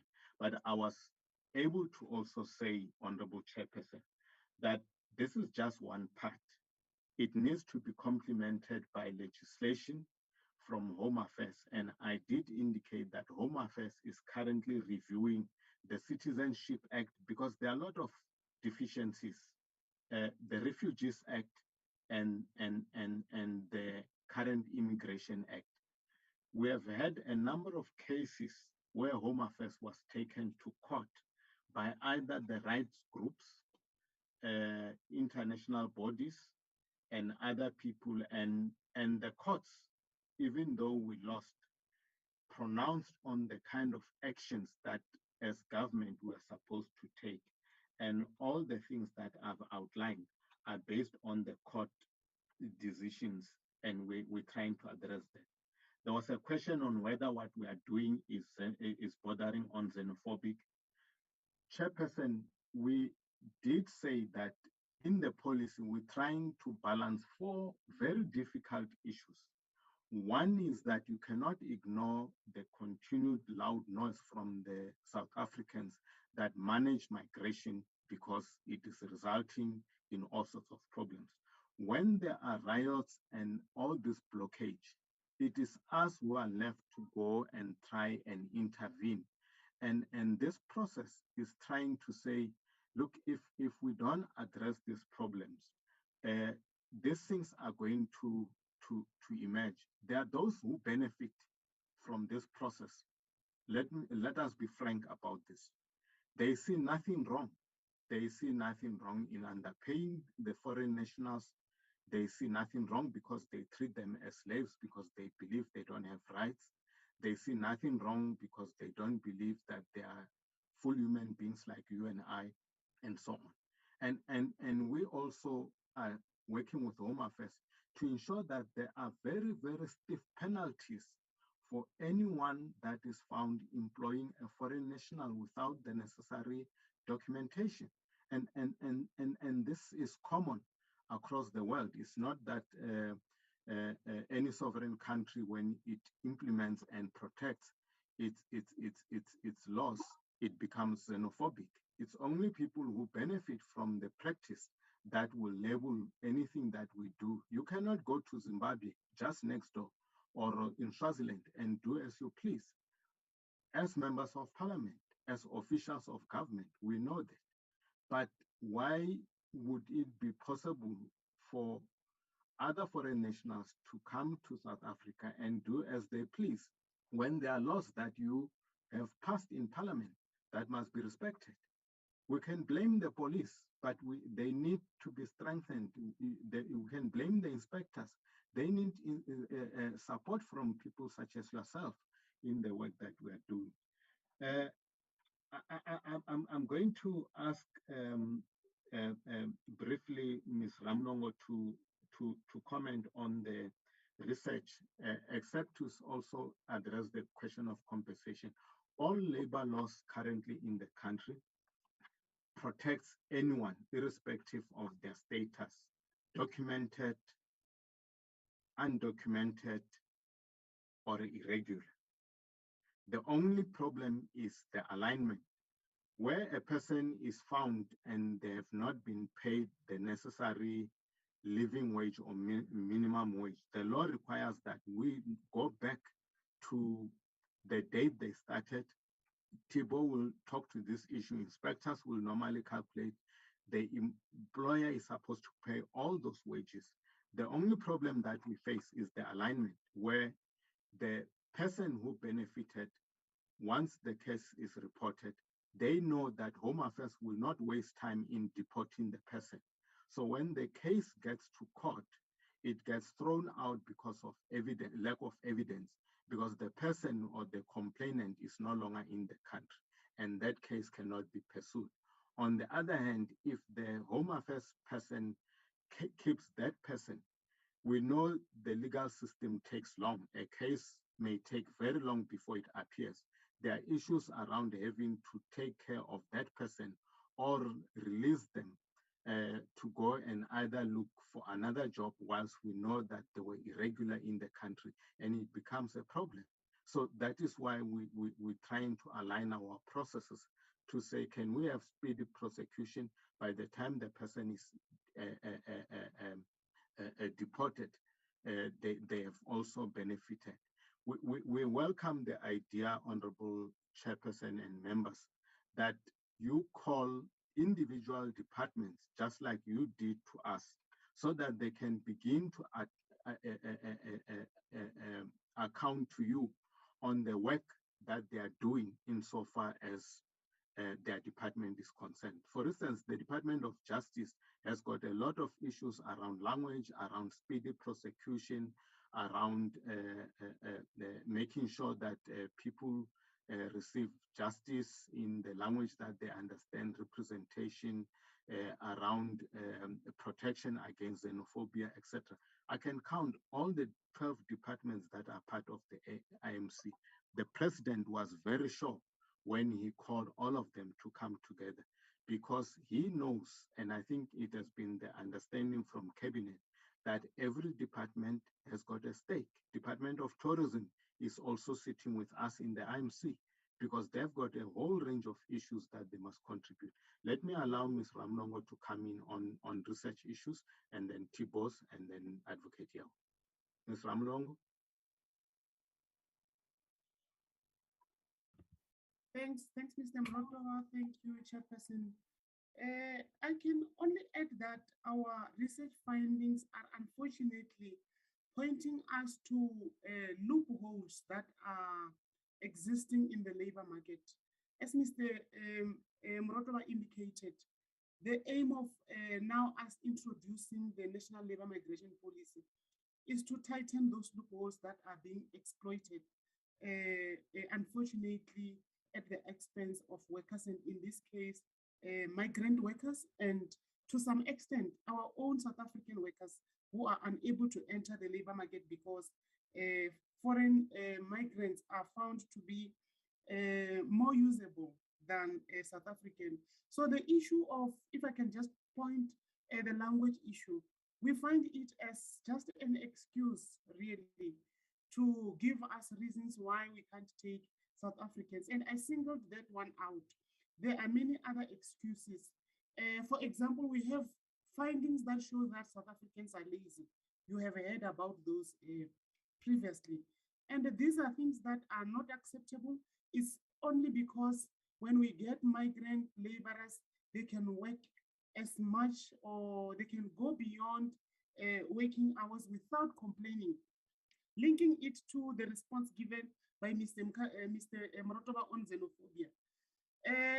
When they work without complaining, these migrants, is because also to the fact that they are not documented.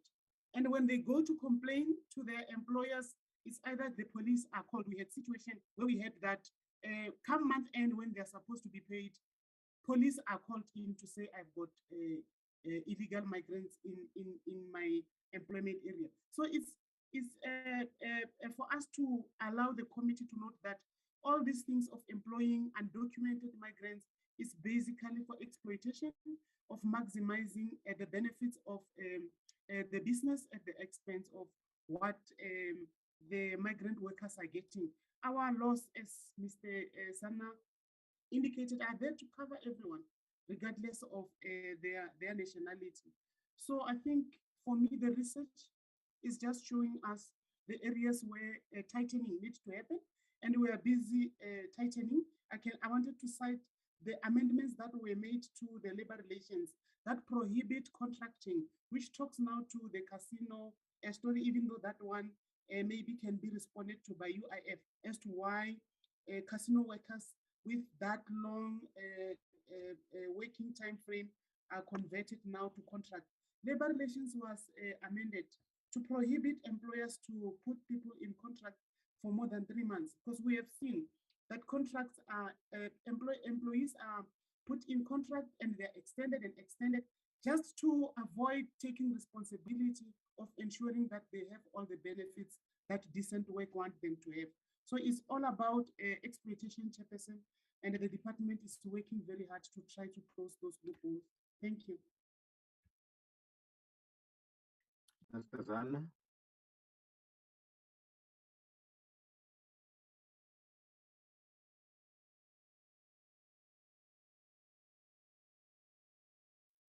T-Boy is still there. No, we seem to have lost Mr. Tibo, but I think there were a number of inspections related. He did point out the fact that we do run joint inspections. Currently, the department has about 1,500 inspectors, and Home Affairs has 700. Now, you need to just check the number of companies that exist. We know that the issues of capacity, whilst we raise them, members will say find innovative ways. And we're doing a lot in that area to try and introduce things like self-inspection to reward those companies that are going all out of their way to ensure that there's compliance. We also engage the services of other inspectorate companies that have been accredited by us to assist us in doing inspections in their area and so on. Obviously, there are still challenges that we cannot cover the entire length and breadth of our country. The display of boards so that employees know their rights is something that remains, that is checked during inspections, and some companies would normally not comply, and that is why he was talking about prosecutions. We also have challenges in the relations with the Department of Justice, in that some cases referred to will take long, and some employers would then tend to think that the labor laws do not bite. I think we have noticed the number of unregistered owners of hotels and B&Bs, but let me also indicate to members that when you conduct inspections, there are certain protocols that are normally observed. You don't just go in and raid companies. Only when we do joint operations with police and there are reasonable grounds to believe that the employer is not cooperating with Home Affairs. In those instances, we'll do a raid, and that's where we will enter premises without the necessary paperwork. But when you have to do normal inspection, you have to set up an appointment, you have to get the employer to be there, and to be able to answer questions. You need to have all the documents ready and all that. And it is that process sometimes that becomes problematic, because when people know that you are coming, they will prepare information that may not be sufficient, etc. You raise an important point around compensation. A lot of workers die in these premises. Some get seriously injured, some get sick. And the neighboring countries have also been complaining to say our nationals are getting sick and they're coming to die back at home, and step up your inspection. And this is something that I think all of us have to work together, because companies that are not complying are the ones that are benefiting from this process. It's like Ms. Ramlong say, all these things are done as part of maximizing profits and undercutting on the labor cost, so that, and people know that we don't have the kind of capacity that we need to be able to be everywhere at the same place. That is why we work with trade unions to be an extended eyes and ears of the department to be able to enforce compliance on some of these things. But I will take some of the issues if we have not answered all of them. Thibault will come back to you. Let me, I don't know if he has managed to connect. Thibault, are you back? He doesn't seem to, we seem to have lost him, Honorable Chairperson. Let me ask Advocate Yawa and Dr. Tejani to respond on a whole range of questions relating to the lab programs and the current allocations and projects that are running. Advocate Yawa. Thank you very much, DDG. Mr. Tejana will deal with all that relates to lab and the training and the sitters. There's just one question that was asked, whether any companies in the tourism sector are involved in what could be fraudulent activities. Our answer is yes, but Honorable Chair, allow us to then go to the books and pull the actual examples. If when we look into those examples were mistaken, we didn't anticipate the question, we will draw this. But we had what we called follow the money, particularly when we paid TES, the Temporary Employee Relief Schemes. We did have bogus organizations who came fraudulently, and there were some also in a variety of sectors, but we'll double check and come back whether any of those that were fingered were in the tourism sector. We'll double check that. We just don't want to, off the cuff, say yes, there were. It's quite possible, but let's rather come firmly when we shall have referred to the follow the money report and other reports that are with the law enforcement agencies, either as investigations or some of them as matters that are already in court. As to the point that is saying, are we raising problems than talking solutions? No, Chair, we are not. In the point that I raised, that it's a matter that down the line will legislatively be taken care of in the policy that is being developed, is the issue where we're saying AG is beginning to want to question us whether we are right to pay and protect vulnerable workers who are in the country, perhaps without the necessary papers. And as I said, we say to the AG, yes, because the UIF Act empowers us to protect every contributor. And it doesn't say provided that contributor is in the country, in what manner. If the person is a contributor, and if there is an employer-employee relationship, and conscious as we are, like the members were saying, that there tends to be extra exploitation of these workers. We didn't want, and Parliament and government are on the same page on this, that we cannot join the forces of those who exploit them and make them worse off than they should be. So in as far as they must be protected when they go on maternity, they must be protected. The issue of whether they're in the country legal or not will be dealt with by the relevant department, and that department is quite equipped to deal with that. We won't cross the line and do what is not our mandate. So we say to AG, there is a department that specifically deals with that item. They are best placed to deal with that. They are trained on it. They know how they go about it. But our space is to protect the vulnerable, and our condition is the UIF Act. Are you a contributor? Are you an employee? Are you employed?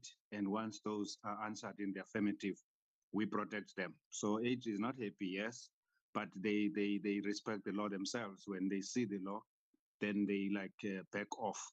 If they will, in their recommendations, recommend amendments to the Act, let's not predict that. And as to whether if they shall, that amendment shall be true or not, let's not predict that. But we're not raising it as a complaint or as a helpless situation.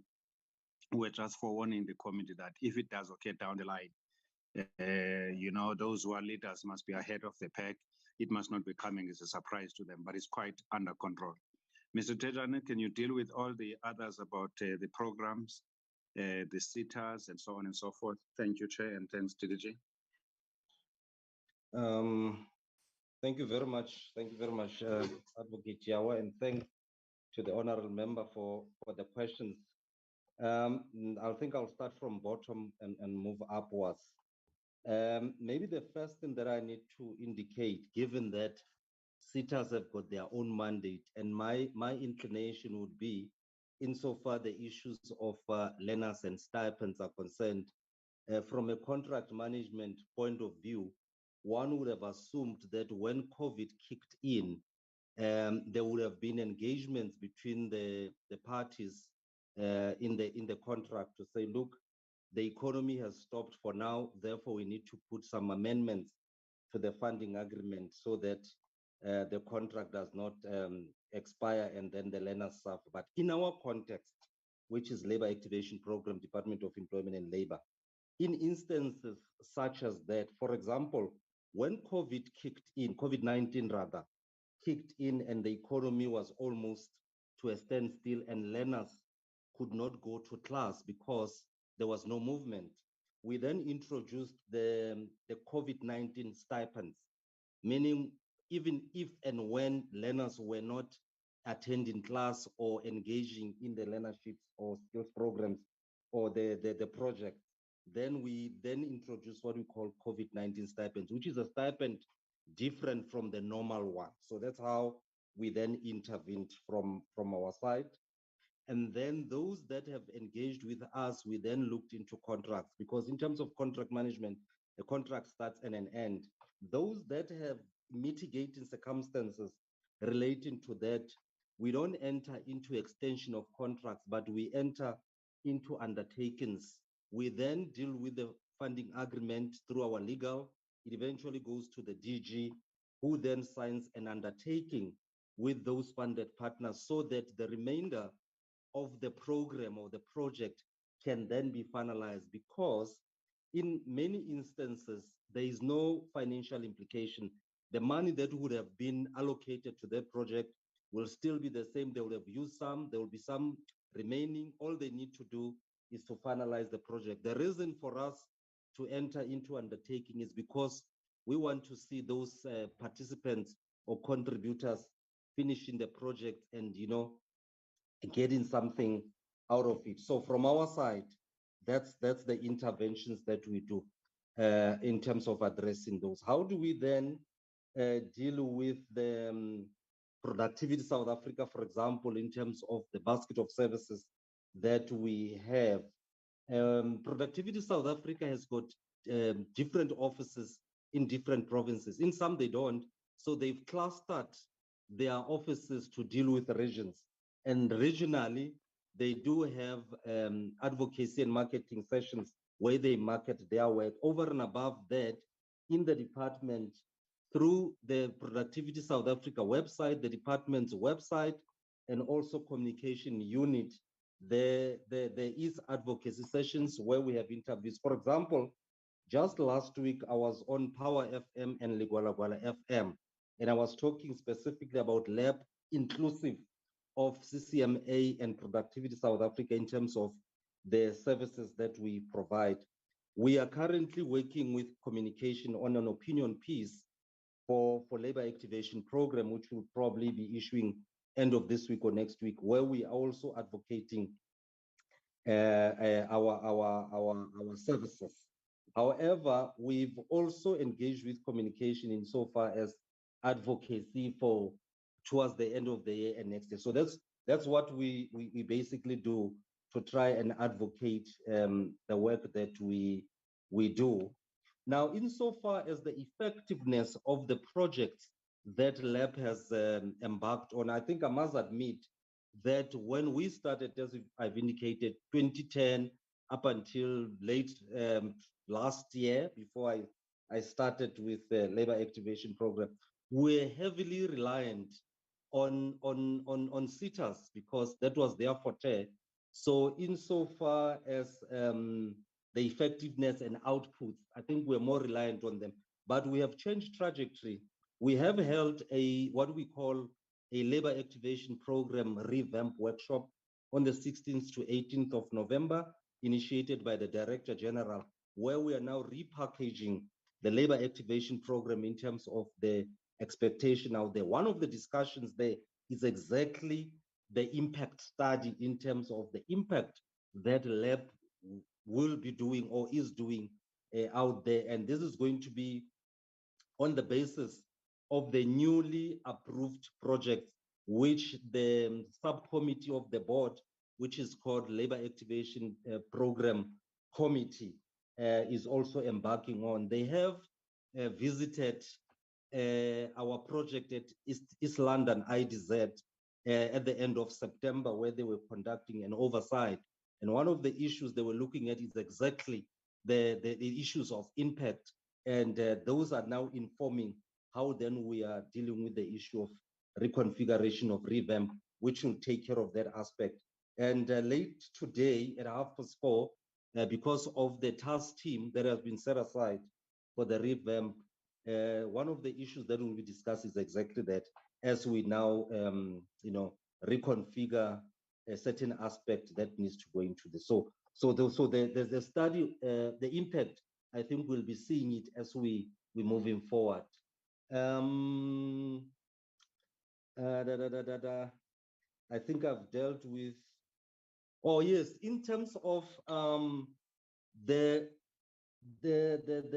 one company that is still being looked at CCMA Singular Adjudication Committee.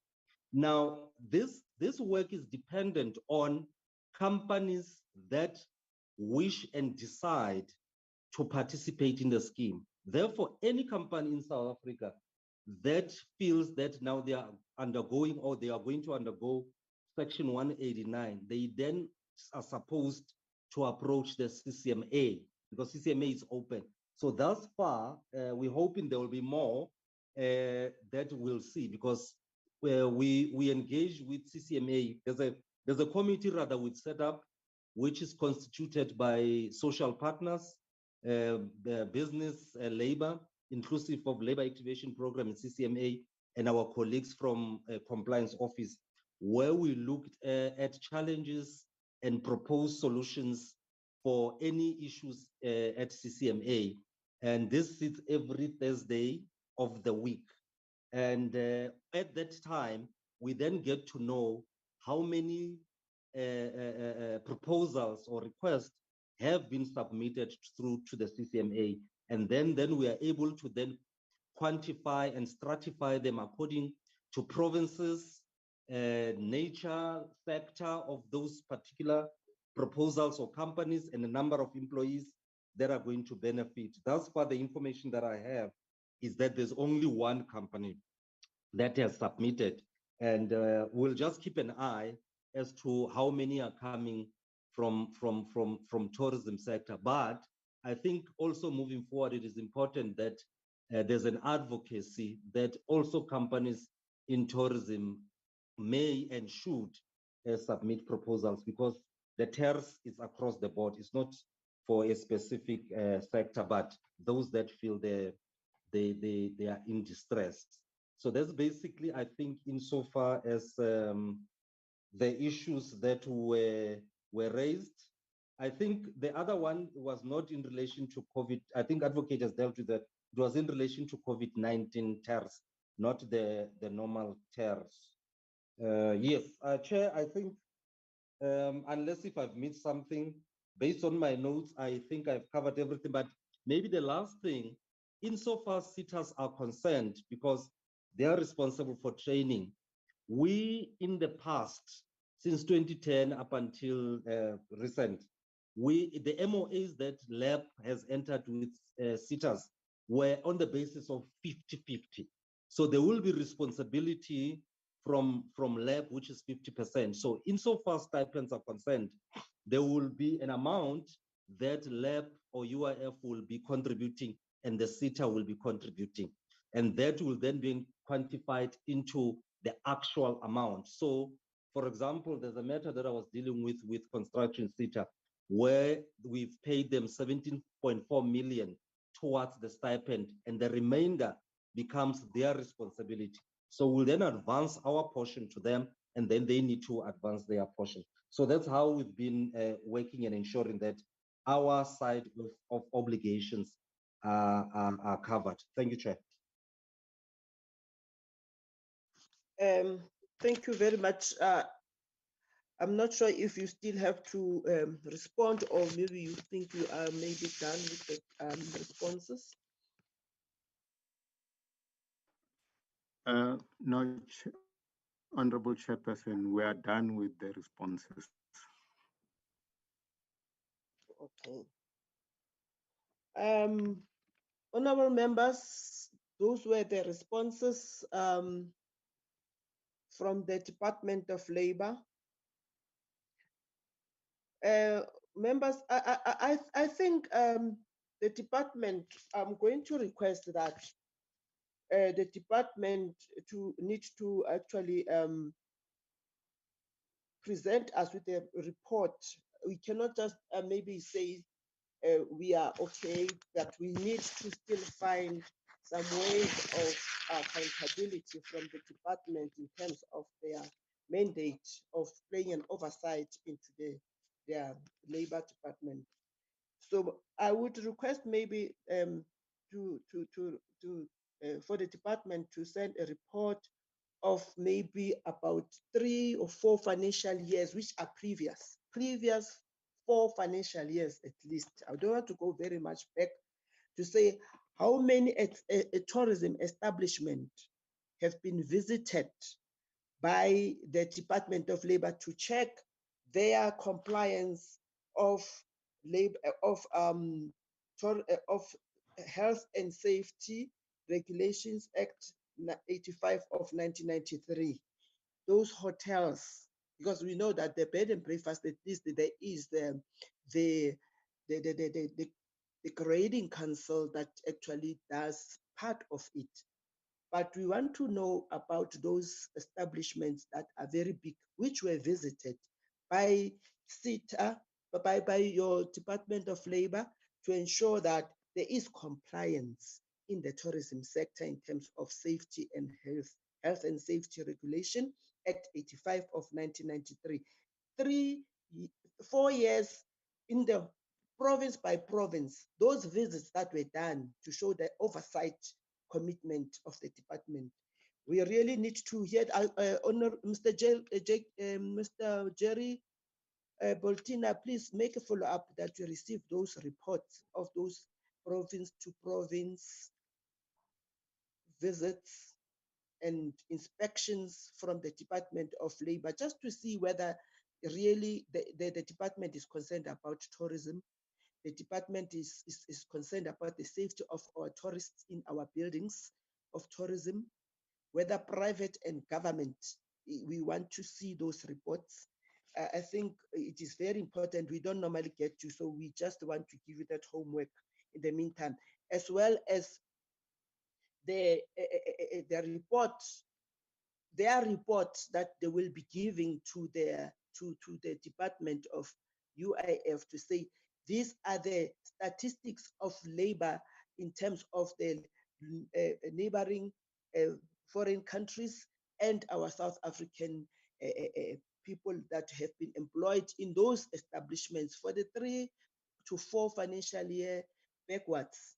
So those are that is the homework that I really would like to hear, because we cannot just go without having something left us with something that we can actually monitor from now going forward.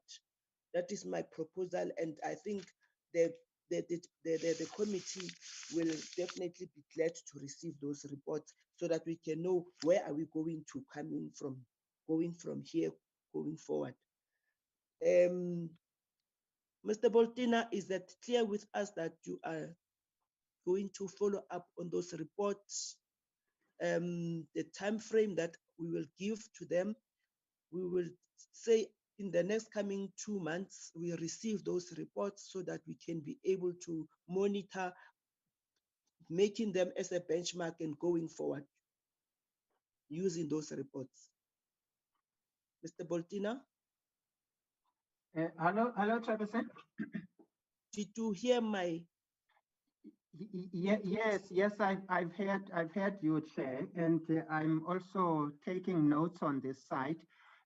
Also, if I can add just something, Chair, if the findings of their research it's not a classified information. I would also appreciate it, Chair, if the department can also assist us with that, because we want to take that at some point in time. We may need to have a serious engagement with the Tourism Business Council of South Africa. Thank you, Chair. Thank you very, very much. So that is what I think we will need as a committee to start somewhere from this, because it looks like there is no data of some sort from the department itself with this in the tourism sector. Hence our tourism sector, somehow we lose direction, because some of the information should be coming from our sister clusters, like the sector which they are right now working, which is the labor sector. So on that note, I would like to really thank the Department of Labor. Looking forward in the next coming 2 months to those reports that the committee will patiently be waiting for to receive, whether there has been monitoring, whether there has been inspection of buildings that we're supposed to be receiving as the sector, also from your department, in our private and government establishments, hotels in the cities. Have there been any of those inspections? And we need a report, and which ones were they in terms of, and then they will also give you, if you didn't do the labor inspections, they will give you reports and statistics so that we can be able to check and analyze, at least have something that we can work on going forward to correct this whole thing as well, and be able to play our fruitful oversight role. Let me thank you so much for your presentation, and really you have given us so much information that is going to assist us in taking care of our responsibilities, and delivering our mandates of playing a fruitful oversight role as the portfolio committee members. And I would like to release the members of the from the Department of Labor for us, in order for us to continue with the rest of the agenda of the day. And thank you so much for your presentation. And we are definitely going to consider very important issues which were raised here, and also make a follow-up on them. Thank you so much for your presentation, and you are released. Thank you, Chair. Thank you so much. Thank you very much, Chairperson. Thank you, dear. And you.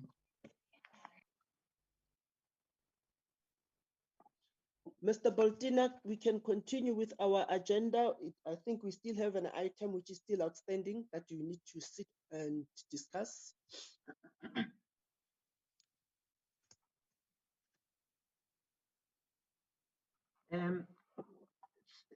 Chair, on our side, Chairperson, is the consideration of the minutes of the meeting of the 23rd, Chairperson. Doc, I'm not sure. Can you on your side just, if it's possible, just to flight the minutes? I'll have to fetch in the system. Oh, okay. Okay, but what the item that is left, Chairperson, is just for us to consider the minutes of the 23rd of November. Members will recall on that day we were just considering the draft 2021 BRRR report of the committee. We have considered that report, and members have made some valuable suggestions. Then all those inputs that were submitted by members, we have included in the final draft. And then the final draft was subsequently circulated to all members and also submitted to Parliament. Now, as I understand, it has already been 80-seat and is in the parliamentary papers. What we have not yet heard from Parliament is when our BRRR report will be considered. So those are the minutes of the committee, Chairperson, a summary of them, and then we are just tabling them to the committee so that the committee can endorse the minutes if there are no issues that the committee wants to raise. Thank you, Chairperson. Thank you very much, Mr. Boltino. I'm not going to go page by page since we all received the minutes in advance. I would request members to comment on minutes page by page as they have already gone through their minutes, which were submitted before this meeting. Any comment on the minutes? And if not, can we have a mover for the adoption and a seconder, please?